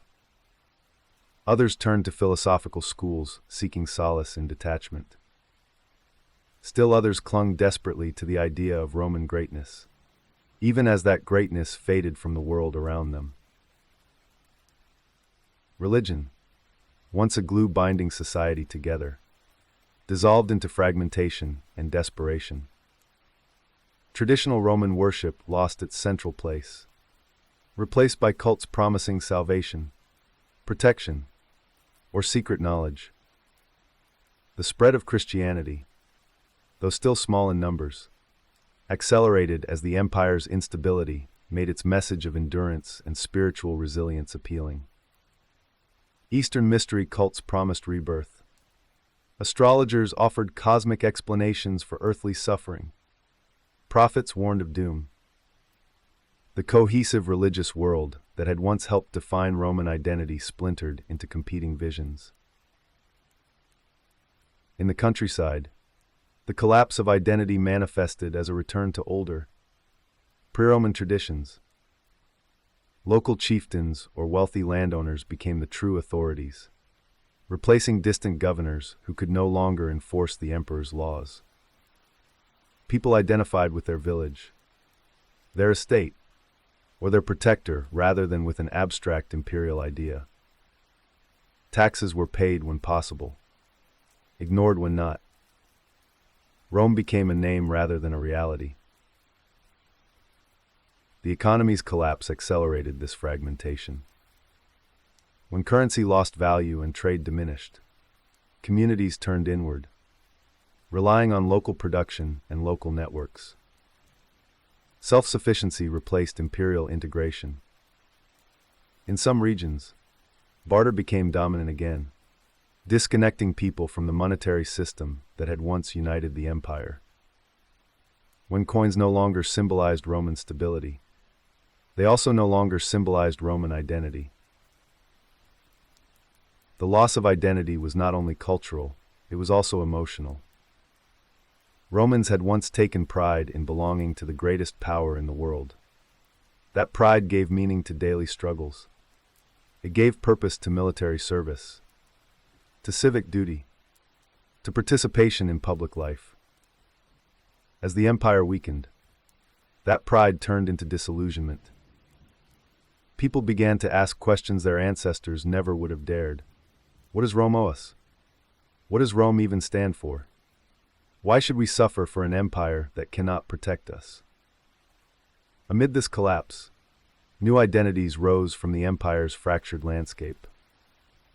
Soldiers identified with their cohorts, villagers with their landlords, border communities with local warlords, urban masses with charismatic leaders who promised stability. Religious movements offered identities that transcended earthly suffering. These alternatives filled the void left by Rome's fading cohesion. Even the imperial administration struggled to maintain its own sense of continuity. Officials who once believed they represented an eternal institution now feared for their lives with every change of emperor. Bureaucratic loyalty dissolved. Many administrators served half-heartedly or abandoned their posts entirely. Some collaborated with local powers, whether Roman or not. The empire's own machinery had become a ghost of its former self. The collapse of identity also reshaped how people perceived time. Romans had once believed in progress, in expansion, in the continuity of their civilization. Now the future felt uncertain. shrouded in darkness. People lived moment to moment. Plans for future generations faded. Hope dimmed. The decline became not just a political or economic phenomenon, but a psychological one. A world that had once felt eternal now felt fragile, temporary, threatened by forces beyond comprehension. In this shifting mental landscape, the very concept of Roman became unstable. Was it citizenship? Was it allegiance to the emperor? Was it participation in the empire's economy? Was it shared culture? Shared religion? Shared law? As each of these pillars weakened, the identity built upon them crumbled. People no longer agreed on what it meant to be Roman.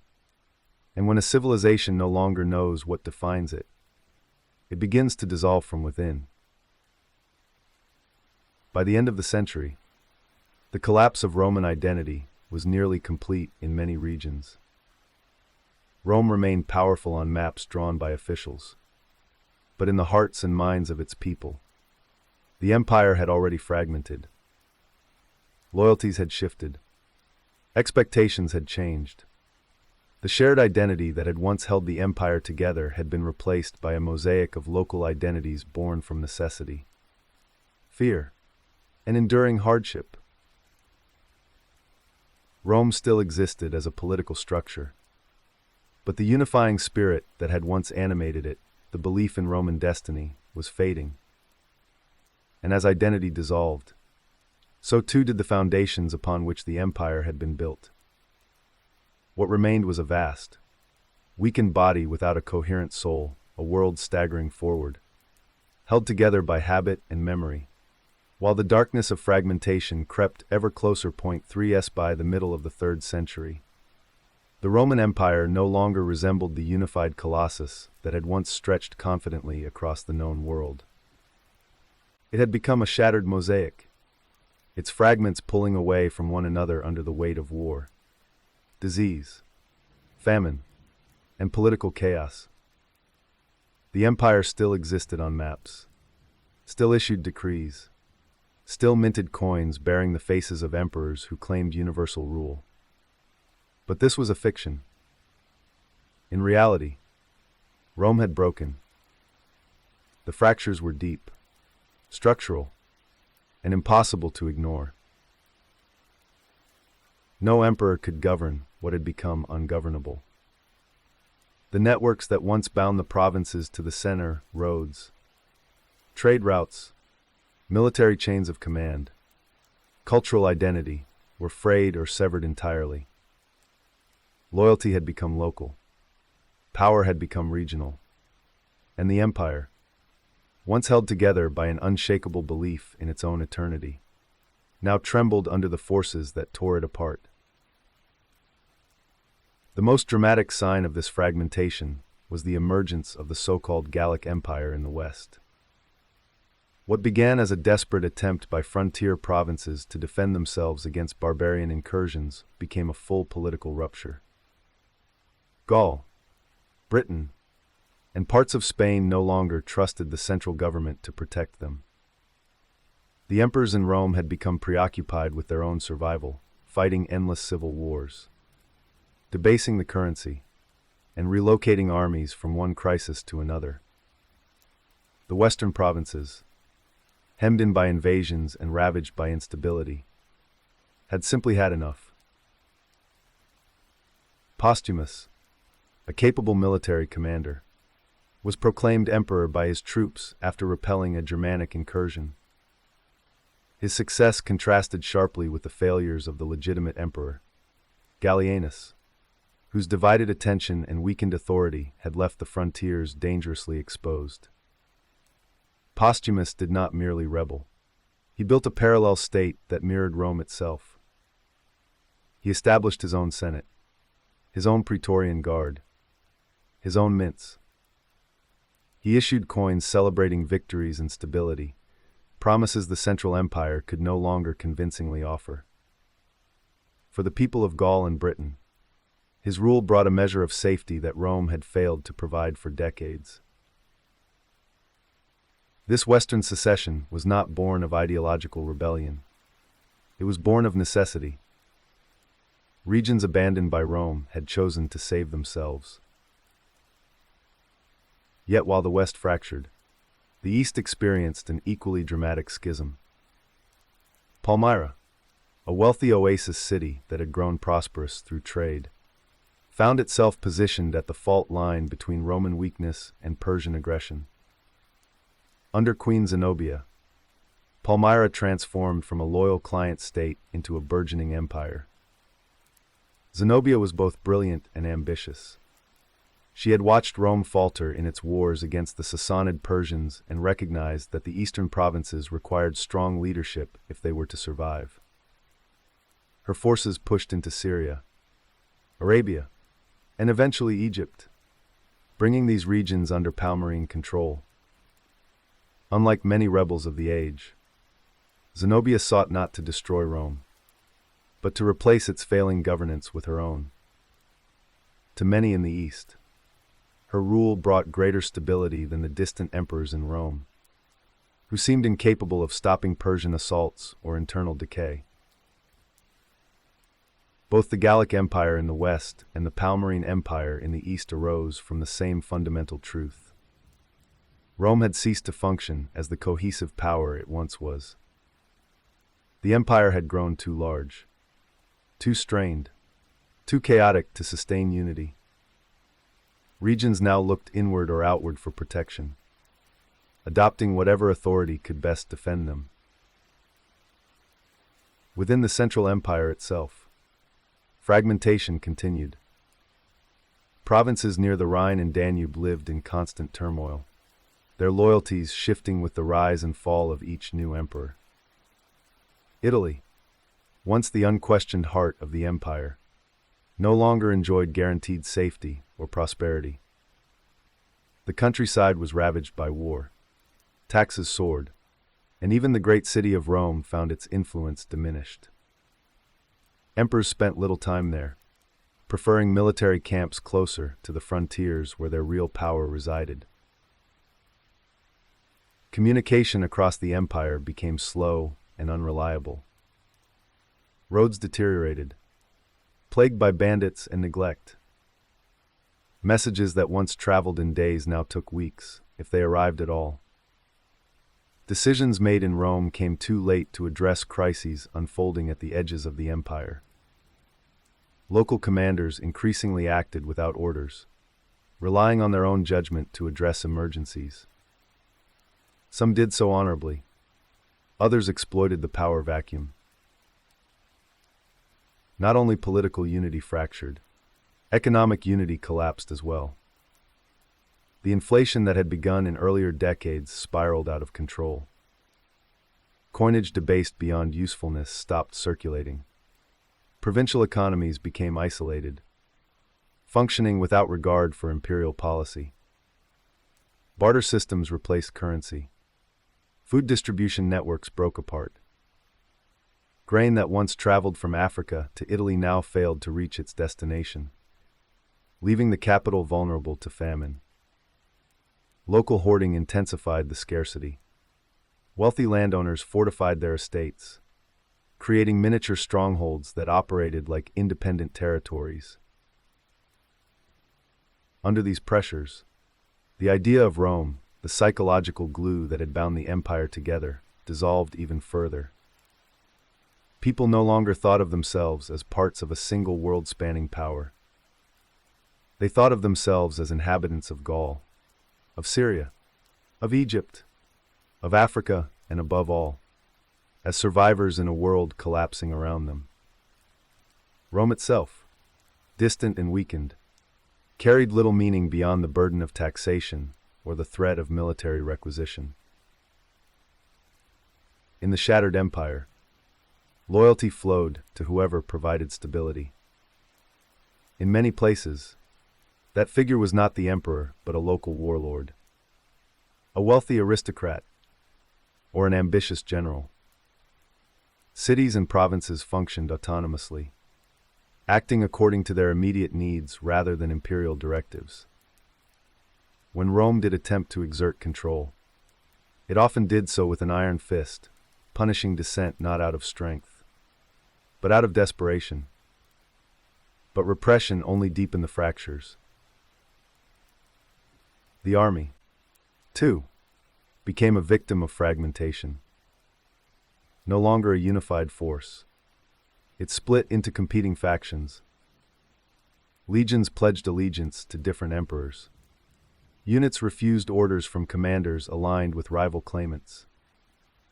Soldiers deserted to join whichever side promised greater pay or safety. In some provinces, entire legions disappeared, destroyed by disease, famine, or barbarian invasion, with no replacements available to fill their ranks. Enemies beyond the borders took full advantage. Germanic tribes, now emboldened by Rome's weakening coherence, crossed the Rhine and Danube in large numbers, not merely raiding but settling. The Goths launched audacious attacks deeper into Roman territory, testing defenses that no longer existed. Across the eastern frontier, the Sassanid Persians pressed forward with imperial ambitions of their own, devastating regions that Rome had neither the unity nor the resources to defend. The empire resembled a besieged fortress with its gates unguarded and its walls cracking. Internal divisions consumed what little strength remained. External threats widened the fractures.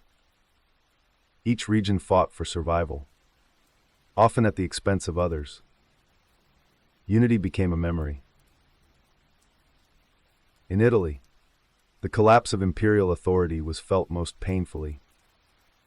The Senate, once the proud symbol of Roman political tradition, had become irrelevant. The emperors, desperate for military loyalty, ignored senatorial advice. Rome itself was no longer the center of power. Emperors ruled from wherever their armies stood along the Rhine, in the Balkans, in the East. The city that had once commanded the world now found itself peripheral, a ceremonial relic overshadowed by the military realities of the century. Even religion reflected the broken empire. Rituals that had once unified diverse peoples faltered. Local cults flourished independently. Christianity grew quietly, spreading among the poor, the displaced, and the desperate. Its message of endurance, community, and spiritual belonging offered comfort in a world where Rome seemed to offer none. While still far from dominant, it represented yet another thread pulling at the fabric of imperial unity. The fractured empire no longer had a singular destiny. It had multiple destinies, each shaped by those regions and leaders who seized control. The idea of a unified Rome persisted in rhetoric and propaganda, but in practice the empire had become a divided world struggling to comprehend its own disintegration. Yet even in its broken state, Rome did not die. The inertia of its institutions, the memory of its greatness, and the determination of some of its leaders kept the empire from total collapse. A few extraordinary figures would later rise to reclaim fragments of the world that had fallen away. But for now, the empire existed in pieces, each fragment shaped by fear, ambition, necessity, and the relentless weight of an age defined by crisis. Rome remained vast, but it was no longer whole. It remained powerful, but it was no longer unified. It remained alive, but only barely, a fractured titan staggering beneath the burden of its own size, and the darkness closing in around it. In an age defined by collapse, fragmentation, and despair, the rise of Aurelian felt almost supernatural, not because he embodied hope, but because he embodied the brutal clarity of necessity. Rome did not need a gentle ruler or a philosophical emperor. It needed a weapon, and in Aurelian, it found one forged in hardship, discipline, and relentless purpose. His ascent to the throne came not through inherited glory or senatorial intrigue, but through the only path that still held meaning in the 3rd century, the approval of soldiers who had been bled dry by decades of chaos. Aurelian was a man shaped entirely by the world that produced him, a world in which the empire constantly teetered on the brink of ruin. Born of humble origins in the Balkans, he rose through the ranks of the army by sheer force of capability. His career unfolded across frontiers where danger was constant, and death was ordinary. He understood soldiers because he had been one. He understood fear because he lived with it. He understood Rome's weakening body because he had watched it bleed for years. By the time he reached high command, he was known as a figure of terrifying efficiency, a general who tolerated neither incompetence nor disloyalty. When he was proclaimed emperor in the year 270, the empire lay in pieces. The Gallic Empire dominated the west. The Palmyrene Empire controlled the east. The central provinces were ravaged by plague, famine, and internal strife.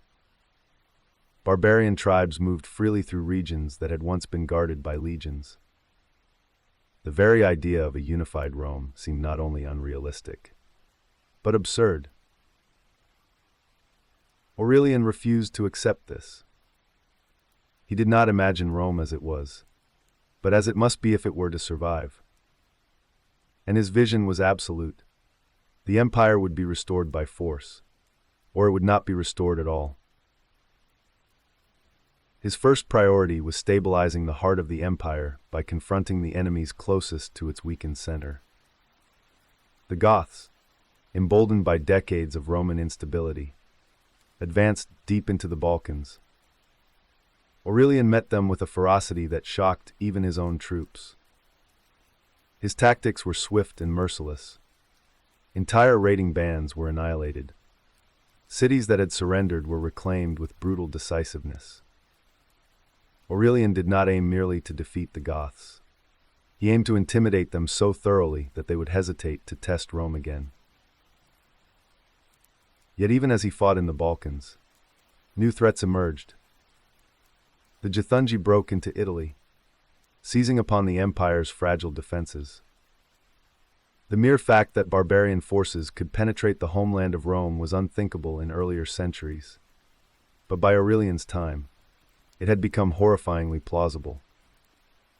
Aurelian raced back across the Alps, meeting the invaders head-on. The battles were vicious, fought in landscapes where Roman citizens had once plowed fields and grazed livestock. Aurelian's forces finally drove the Githungi out, and the emperor punished them as harshly as he had the Goths.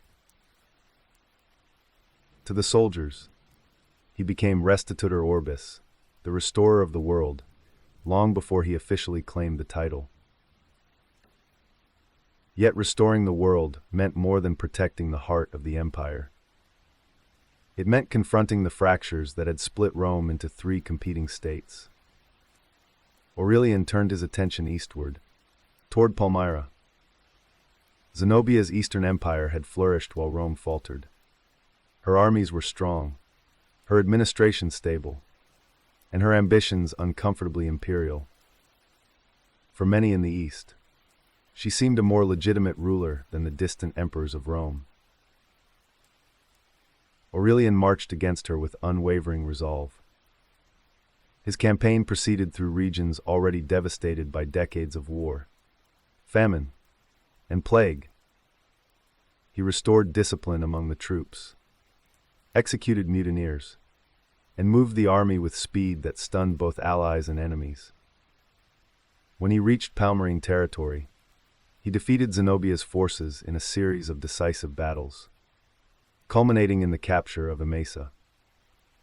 Zenobia herself, attempting to flee across the desert to seek Persian support, was captured by Roman forces. Her defeat symbolized more than military victory. It symbolized the reassertion of imperial authority over a region that had nearly slipped permanently out of Rome's grasp. But Aurelian, ruthless though he was, understood spectacle. He spared Zenobia, parading her later in his triumph, a potent reminder to Rome and its enemies that defiance had a cost. Palmyra's submission was incomplete. However, when the city rebelled again after Aurelian's departure, he returned with fury. This time, no mercy was shown. The city that had once shone as a jewel of trade and culture was sacked, its people slaughtered, its monuments desecrated. Aurelian's message was unmistakable. Rebellion in an age of crisis would not be tolerated. With the East subdued, Aurelian turned westward toward the Gallic Empire. Unlike Zenobia's state, the Gallic regime held strong military traditions and a sophisticated administrative structure.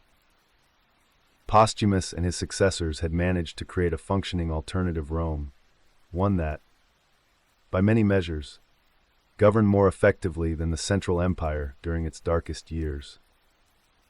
But for Aurelian, there could be no divided Rome. He confronted the Gallic forces with the same relentless discipline he had shown in the East.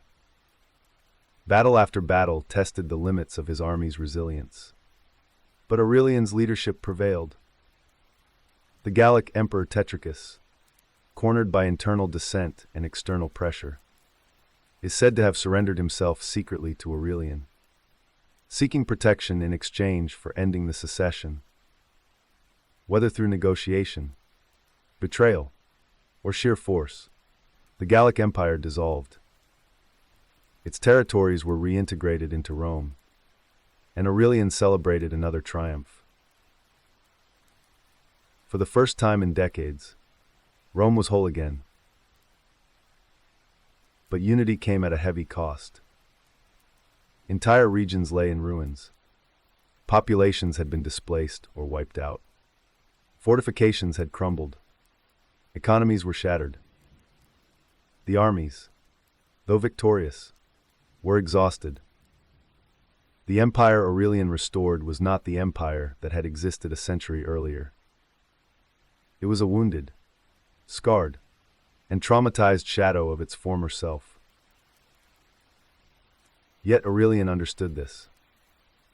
He knew that military victories alone could not sustain the empire. He initiated sweeping reforms, financial, administrative, and religious. He attempted to stabilize the currency, creating a new silver coin that would restore faith in imperial money. He restructured the grain distribution system, ensuring that Rome would not starve. He fortified cities and reinforced frontiers. In Rome itself, he began the construction of the massive Aurelian walls, a breathtaking acknowledgement that even the eternal city needed defenses. This project, unprecedented in scale, revealed the harsh reality of the age. No place in the empire was truly safe anymore. The walls stood not only as fortifications, but as monuments to a civilization fighting to preserve itself. Aurelian also attempted to unify the empire spiritually by elevating the cult of Sol Invictus, the unconquered sun. He believed that a single divine focus might restore the cohesion that Rome had lost. Whether through genuine faith or political calculation, he promoted the idea that the sun god watched over the empire and guided its restoration. Yet even this extraordinary emperor could not escape the curse of his age. In the midst of planning a campaign against Persia, Aurelian fell victim to conspiracy. His own officers, deceived by forged documents that convinced them he intended to execute them, assassinated him on the road. The restorer of the world died not in battle, but by the daggers of frightened men.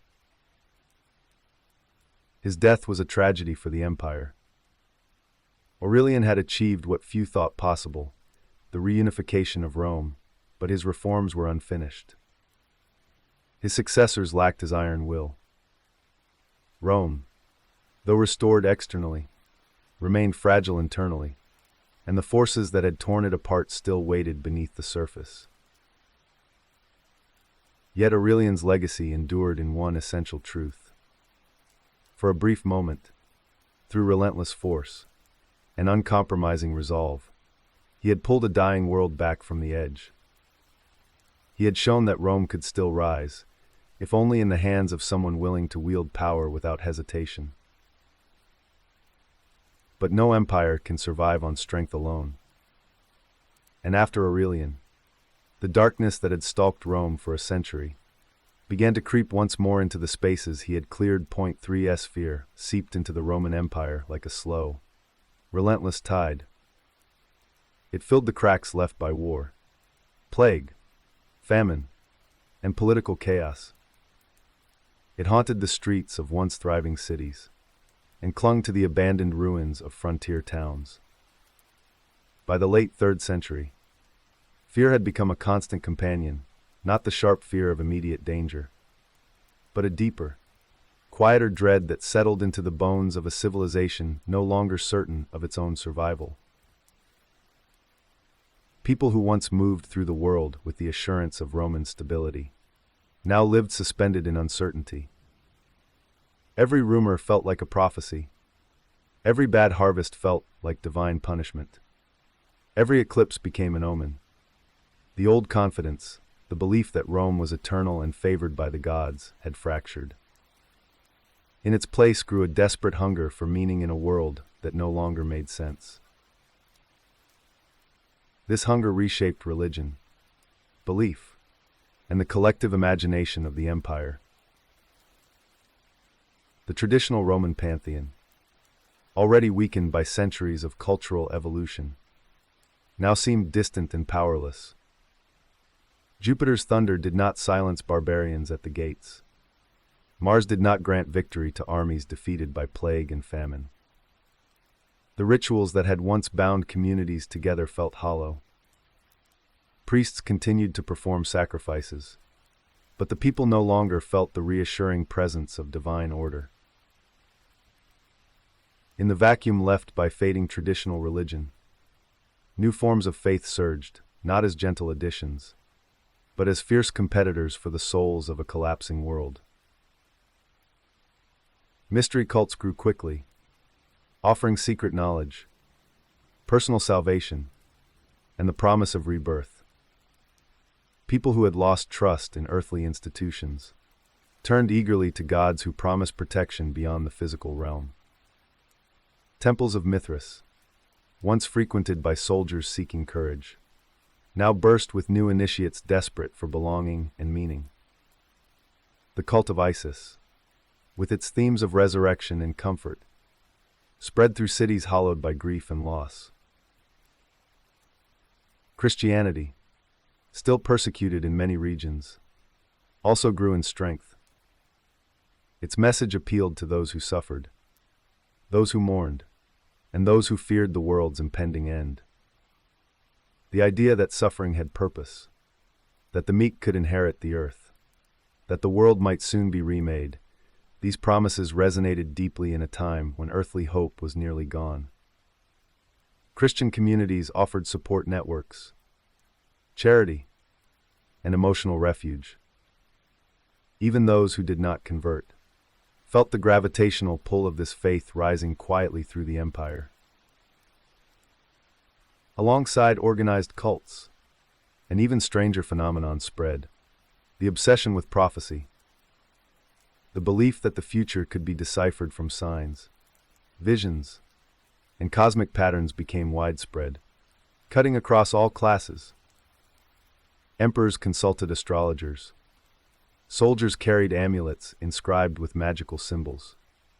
Farmers read omens in the behavior of animals. Ordinary citizens sought fortune-tellers in the marketplaces, asking desperate questions about the empire's fate and their own. The Sibylline books, ancient texts once sealed away until moments of dire crisis, were invoked repeatedly. Each consultation seemed to reveal some grim warning, some arcane command about purifications, sacrifices, or rituals required to restore cosmic order. But the rituals failed. The world did not realign. and the people grew more terrified. Prophets, both self-proclaimed and sincerely believed, wandered through cities and rural fields, declaring visions of doom or salvation. Some preached that the empire would fall, and a new golden age would arise. Others warned that divine wrath had been unleashed upon Rome for its sins, greed, corruption, decadence, infidelity.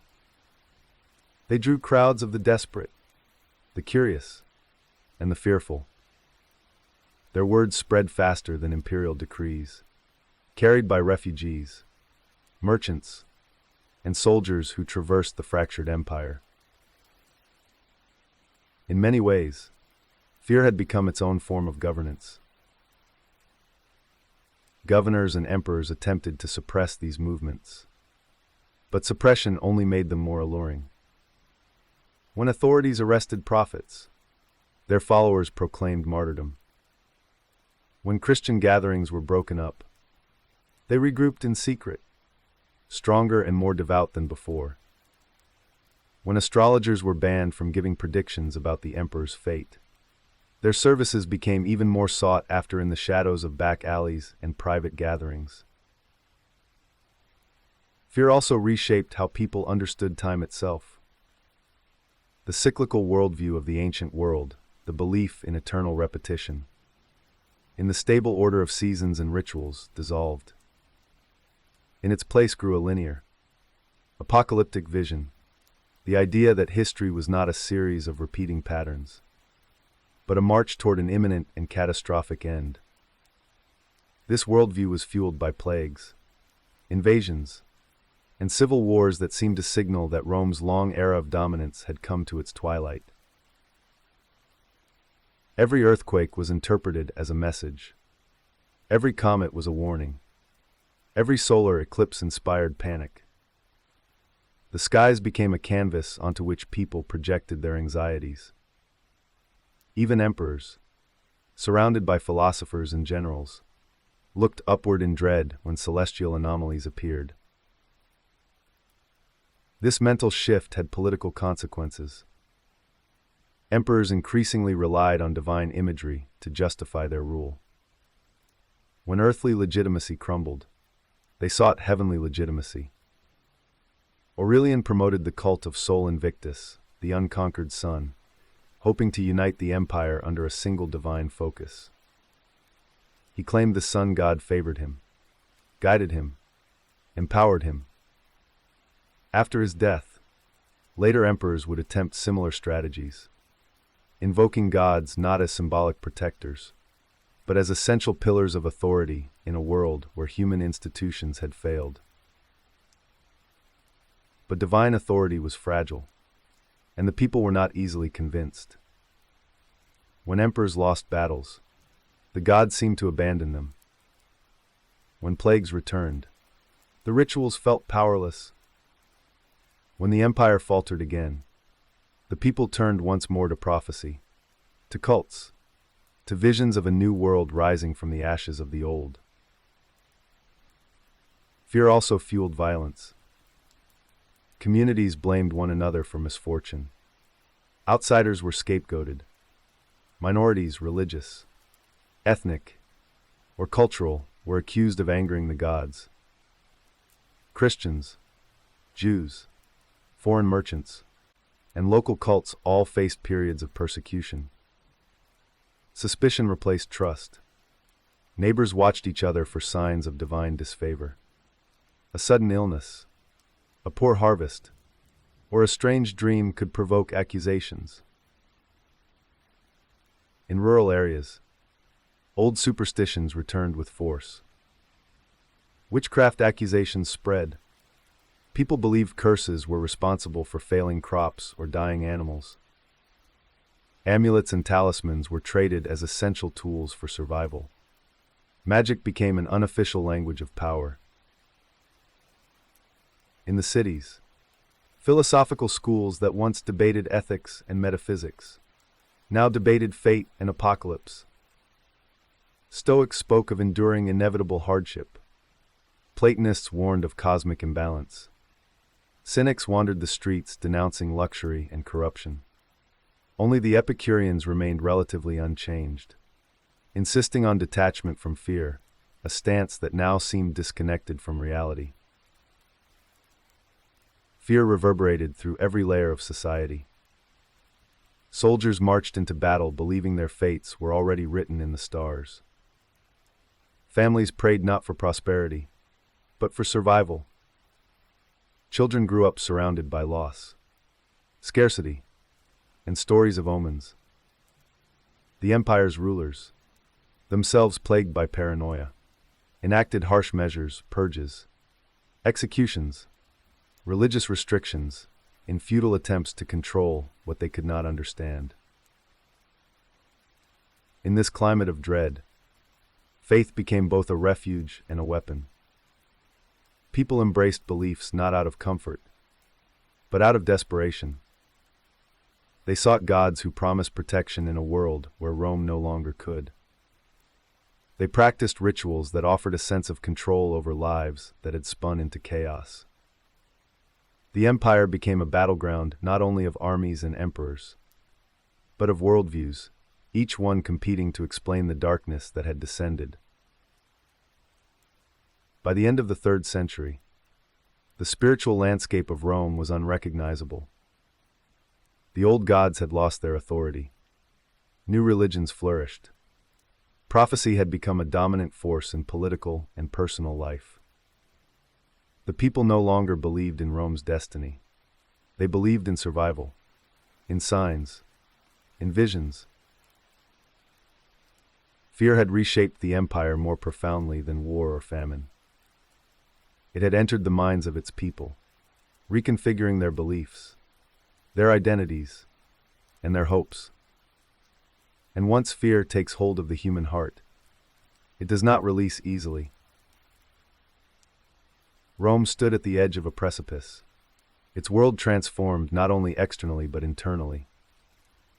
Faith had become fragmented, prophecy had become a guiding force, and fear vast, quiet, and unending, had become the true ruler of the late empire.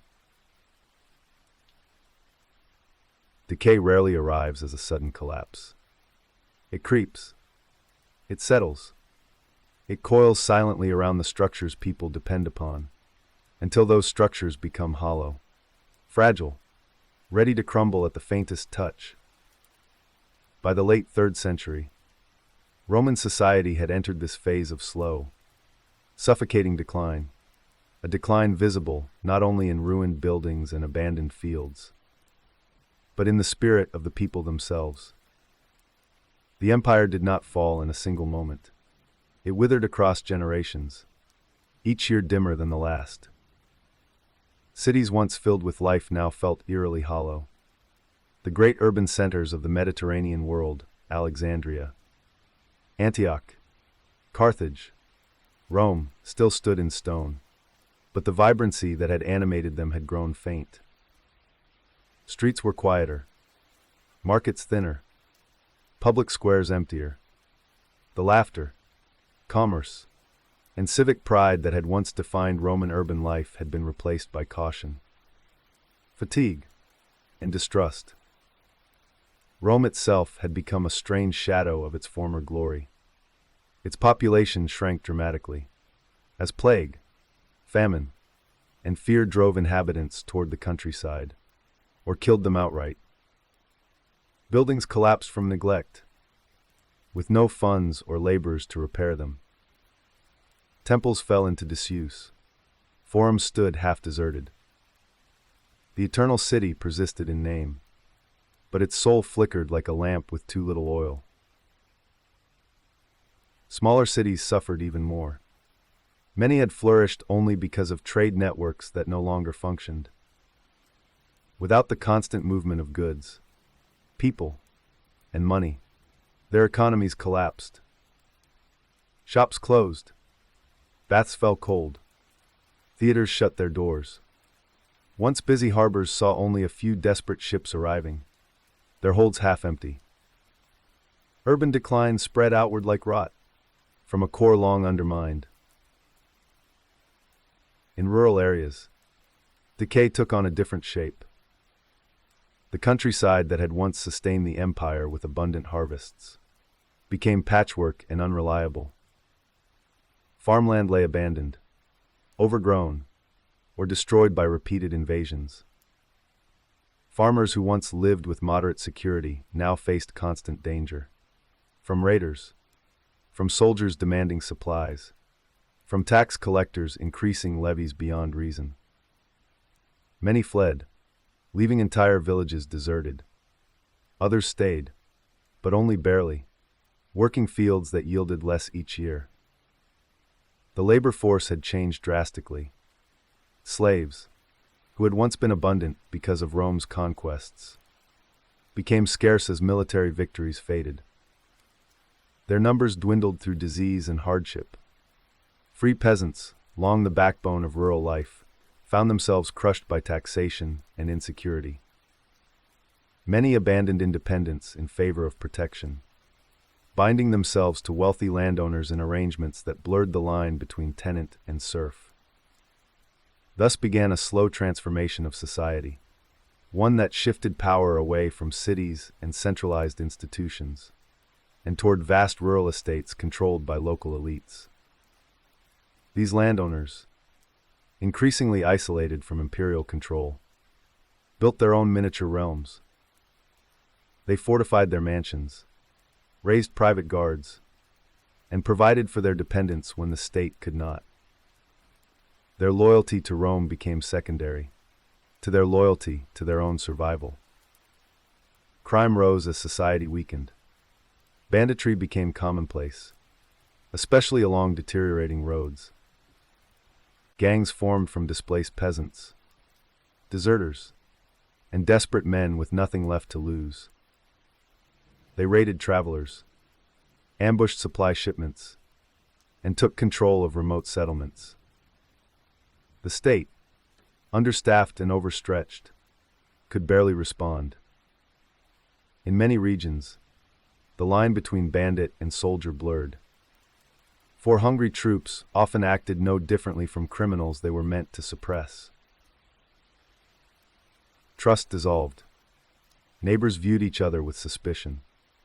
Entire communities closed themselves off, erecting palisades and refusing outsiders entry. Local disputes that had once been resolved through courts or officials now erupted into violence, as law and order became inconsistent or entirely absent. The old Roman virtues, discipline, civic responsibility, public service seemed irrelevant, in a world where survival required vigilance, not cooperation. Even the social hierarchy, long stable, began to warp. The senator, once a figure of immense dignity, became politically powerless. The wealthy equestrian class, once engines of commerce and administration, found their ventures ruined by economic collapse. Artisans and merchants struggled to remain afloat, as markets shrank and materials became scarce. Soldiers, once respected, were now feared as unpredictable forces of coercion. And the poor, always numerous, entered a new depth of vulnerability. Their lives precarious in ways earlier generations could not have imagined.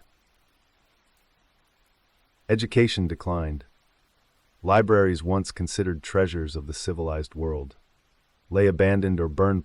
Once teachers left cities to seek safety or died from plague. Children grew up without the classical training that had once infused Roman identity with literature, philosophy, and history. Illiteracy rose, particularly in the countryside. Knowledge that had been carefully cultivated for centuries now vanished region by region, like torches extinguished in a spreading darkness.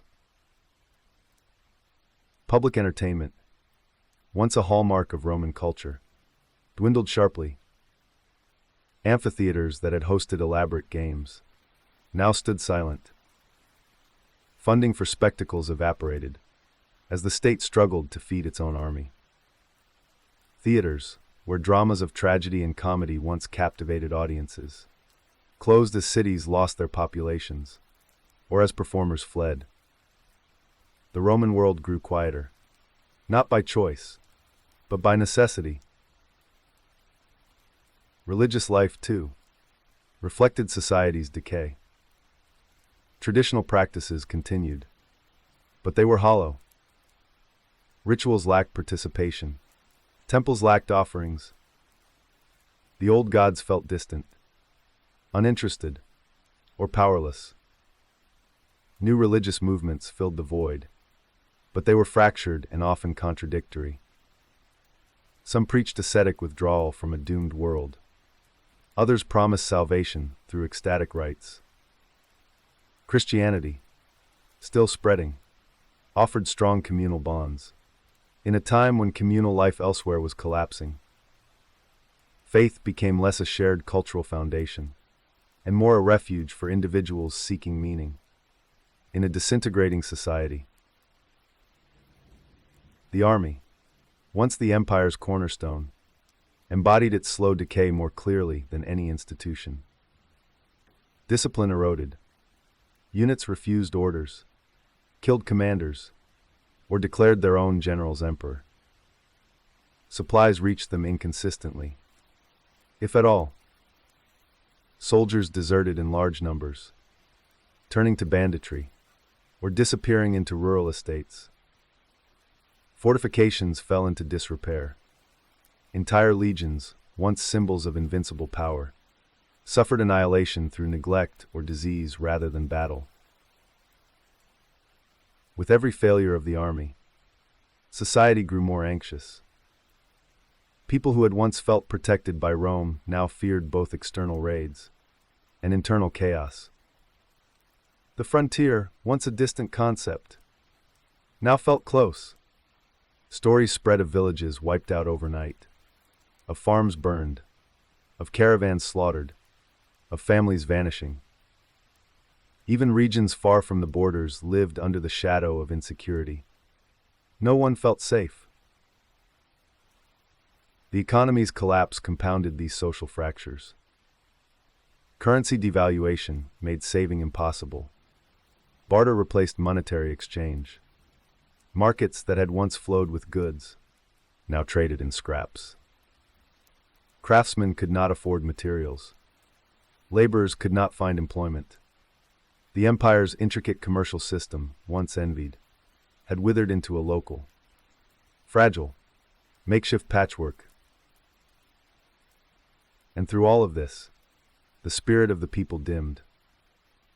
The confidence that had once defined Roman society, a confidence rooted in order, prosperity, and a sense of belonging, dissolved. Pride in Roman identity faded, as the empire failed to uphold the social contract that had once bound ruler and ruled. People no longer looked to Rome for solutions. They looked to themselves, to their local leaders, to their gods, or to the hope of survival beyond imperial collapse. Yet society did not collapse all at once. It deteriorated slowly, unevenly, with pockets of resilience scattered among widespread despair. Some regions adapted, forming tight-knit communities that endured the centuries' hardships. Others reorganized around strong leaders, who offered protection in exchange for loyalty. A few cities managed to uphold fragments of their former glory. But these were exceptions, not the rule. Most of the empire drifted deeper into decay, not through a single disaster, but through an accumulation of neglect, exhaustion, and disillusionment. The structures that had once supported Roman life no longer held. The weight of centuries pressed down, and the cracks grew wider. By the end of the 3rd century, Roman society was no longer a cohesive organism. It was a scattering of remnants, some strong, some weak, all shaped by the relentless pressures of an age determined to erase the stability of the past. The people lived not in expectation of a better future, but in the weary acceptance of decline. The empire still stood, but its society, the living body within the political shell, had begun to fade beyond recognition. And in this fading, the world prepared for the next stage of Rome's long descent, when even the illusion of strength would begin to crumble. The Roman Empire did not collapse in a single moment, nor did it fall to one decisive blow. Its end was a long road, uneven, winding, marked by brief recoveries and deeper descents. By the late 3rd century, the empire had entered a phase where every victory seemed temporary, every reform fragile, every hope overshadowed by the weight of its own exhaustion. What remained was not the Rome of old, confident and expansive, but a battered giant staggering beneath centuries of accumulated strain. The long road toward the end began with a simple truth. The empire's structures could no longer support its size. For generations, Rome had expanded its territories, stretching its administrative and military systems across vast distances. The governing mechanisms that had once managed the empire with remarkable efficiency had grown outdated. They were designed for a stable world, not for one plagued by invasions, civil wars, famine, and disease. The demands of crisis exceeded the capacity of institutions already weakened by corruption and mismanagement. Even when strong emperors emerged, their efforts resembled desperate attempts to repair a ship taking on water faster than it could be bailed. Aurelian's reunification had been extraordinary, but the empire he restored was profoundly damaged, its wounds too deep for any single ruler to heal. After his assassination, lesser leaders inherited a world already in motion toward fragmentation. The emperors who followed him struggled to maintain even the semblance of stability. Some ruled for months, others for years, but few left lasting legacies. Their reigns were marked not by grand achievements, but by relentless firefighting, suppressing rebellions, responding to invasions, stabilizing inflation, disciplining mutinous armies, placating hostile factions.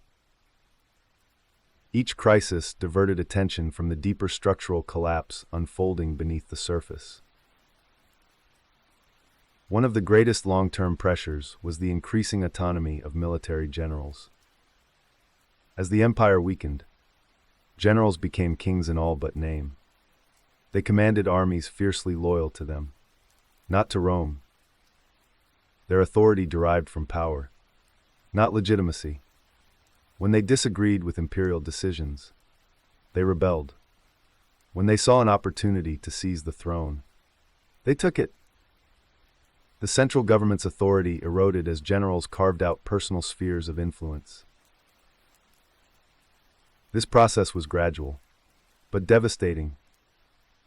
Provinces that once looked to Rome for leadership now looked to their military commanders instead. These commanders collected taxes, administered justice, and protected or terrorized local populations. Their loyalty to the emperor was conditional, their allegiance temporary.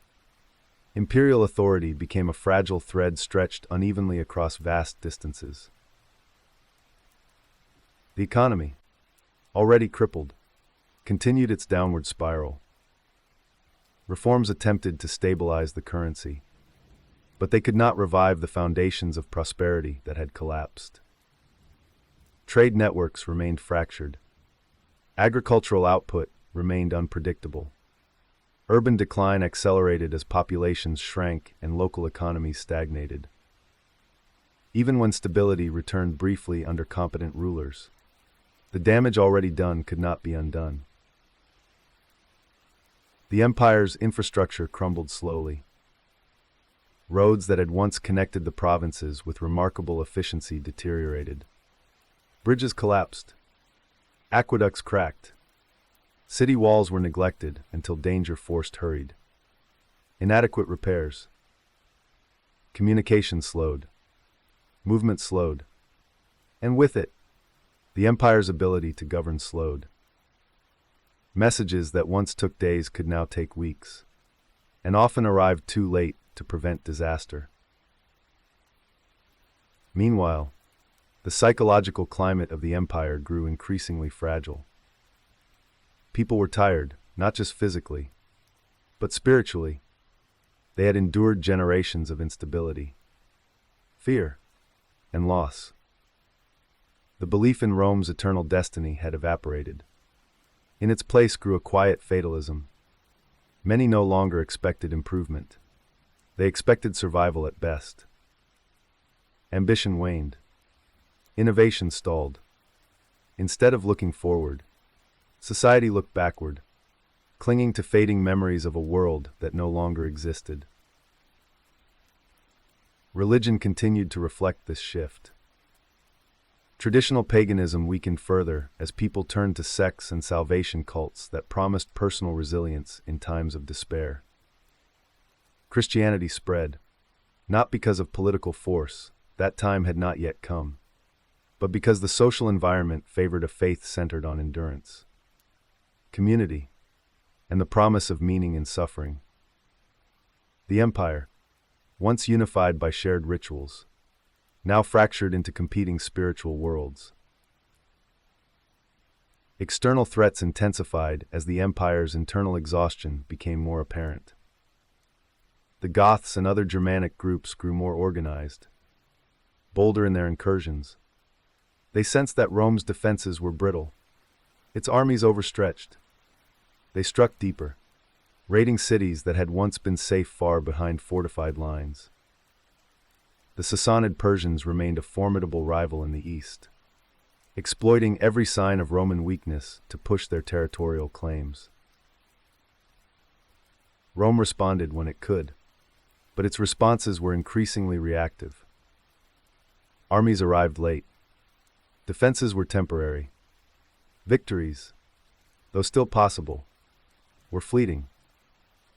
The empire had lost the strategic initiative. It no longer dictated the terms of conflict. It endured them. Political reforms attempted to halt the decline, but each solution carried its own cost. Increasing the number of provinces created administrative clarity, but also expanded bureaucracy. Sharing imperial power among multiple emperors temporarily stabilized succession, but also institutionalized rivalry. Fixing tax burdens on individuals and land brought short-term revenue, but locked generations into roles that stripped them of autonomy. The empire was transforming, not into its former strength, but into a new shape born of desperation. In many ways, the empire survived not because of its rulers, but despite them. It survived because its people, though weary, adapted. Urban populations shrank, but rural ones reorganized. Local leaders stepped in where imperial authority failed. Communities, though fractured, forged new ways to endure in a world that no longer fit the old patterns. The empire's strength had always been its ability to assimilate and adapt, and even in decay, this instinct remained faintly alive.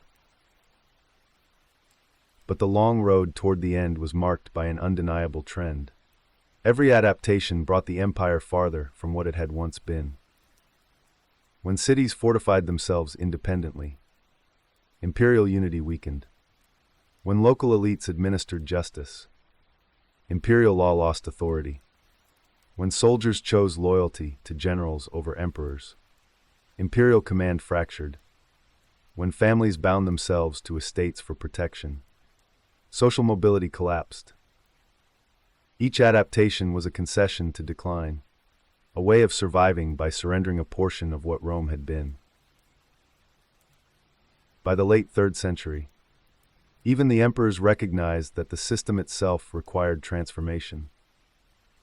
Diocletian would eventually attempt to reinvent the entire structure of imperial power, but his reforms would belong to the next phase of Rome's long struggle, not to the age of collapse that formed the backdrop to this chapter.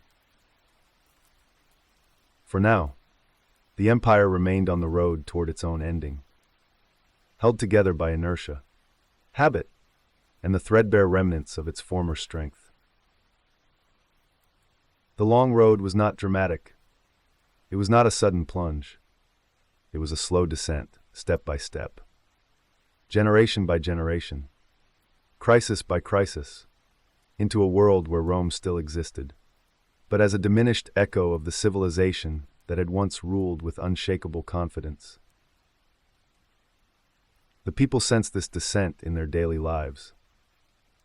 They felt it in the crumbling walls, the empty markets, the thin harvests, the silence of temples, the mutinous whispers of soldiers, the fear in their children's eyes.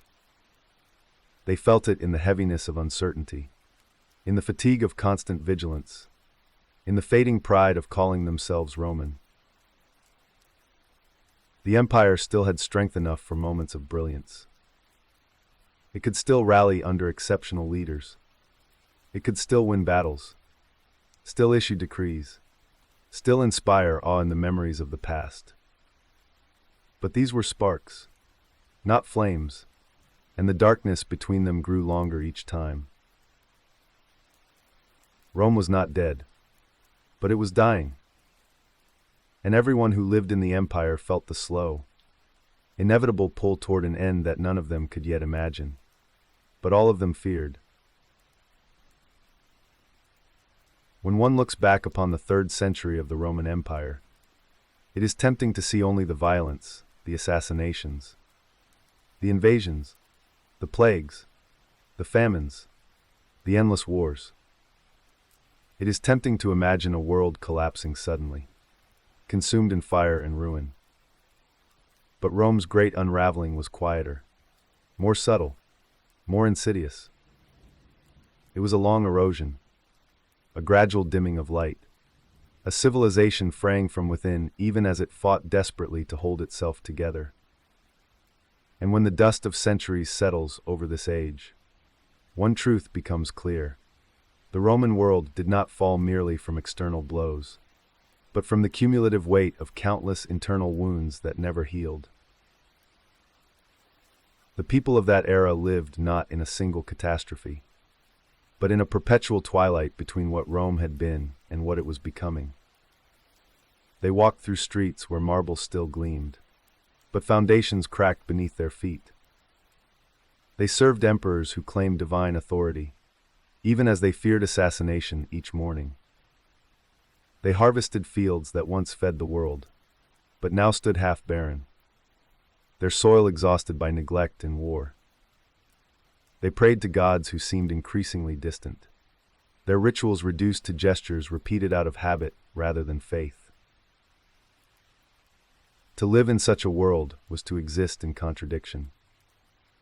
Rome still looked magnificent in places, its temples towering, its cities sprawling, its roads stretching across entire continents. But this magnificence concealed a fragile, exhausted core. Each citizen, each soldier, each farmer, each merchant bore the weight of a world whose structure no longer matched its image. They lived in the afterglow of former greatness, moving through the fading shine of an empire that had once believed itself eternal.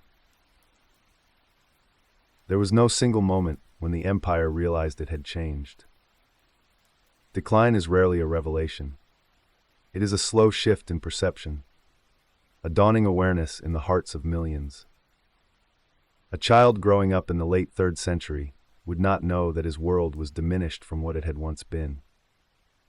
He would know only that his parents guarded the door at night, that soldiers came through demanding grain, that temples were quieter, that the roads seemed more dangerous, that neighbors whispered about omens. To him, this was simply Rome. And yet, beneath the decline, there remained a profound resilience. People endured because they had no other choice. Families rebuilt after raids. Farmers returned to fields scorched by invasion. Soldiers continued to march even when their pay was late and their armor worn thin. The empire survived crisis after crisis not because it was unbreakable, but because the people living within it refused to surrender entirely. They adapted, sometimes at great cost, but always with the stubborn determination of those who wished to keep something, anything, of their world intact. Still, no amount of resilience could fully counter the magnitude of the pressures Rome faced. The empire's borders had grown beyond the capacity of its administration. Its armies had become political forces capable of destroying the very stability they were meant to defend.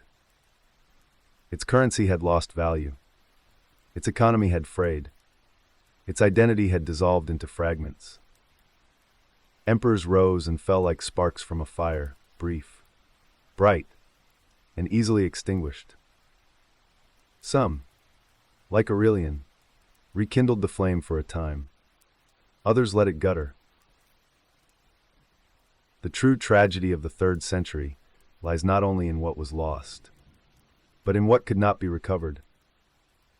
A society that once thrived on order and unity found itself overwhelmed by uncertainty. A world built upon confidence and expansion found itself mired in fear and contraction. The Roman people had inherited a civilization that promised eternity, and they lived through the painful realization that eternity was an illusion. To reflect on a crumbling world is to reflect on the fragility of all human constructs. Even the mightiest empires are held together by threads of trust, belief, identity, cooperation. When those threads fray, the unraveling begins long before anyone recognizes it. The people of the 3rd century sensed this unraveling in countless ways. In the silence of empty streets, in the cost of bread, in the fear of border raids, in the rumors of assassinations, in the strange lights seen in the sky, in the way their elders spoke nostalgically of earlier times, in the weary resignation of soldiers marching to yet another campaign they knew would not bring lasting peace, in the crumbling of old certainties that had once defined what it meant to be Roman. Some responded with faith, some with despair, some with violence, some with extraordinary courage. But all were caught in the currents of a world too vast to control and too fragile to understand. And so the question lingers, not only for historians, but for anyone who listens to the echoes of this age. Would you have survived in this era? Survival in the 3rd century was not merely endurance of hardship. It was constant adaptation. It was learning to distrust stability, to cling to fleeting opportunities, to navigate shifting loyalties.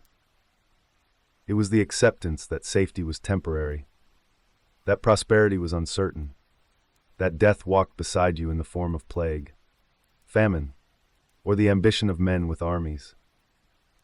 It required a resilience that was less about hope and more about refusal to succumb.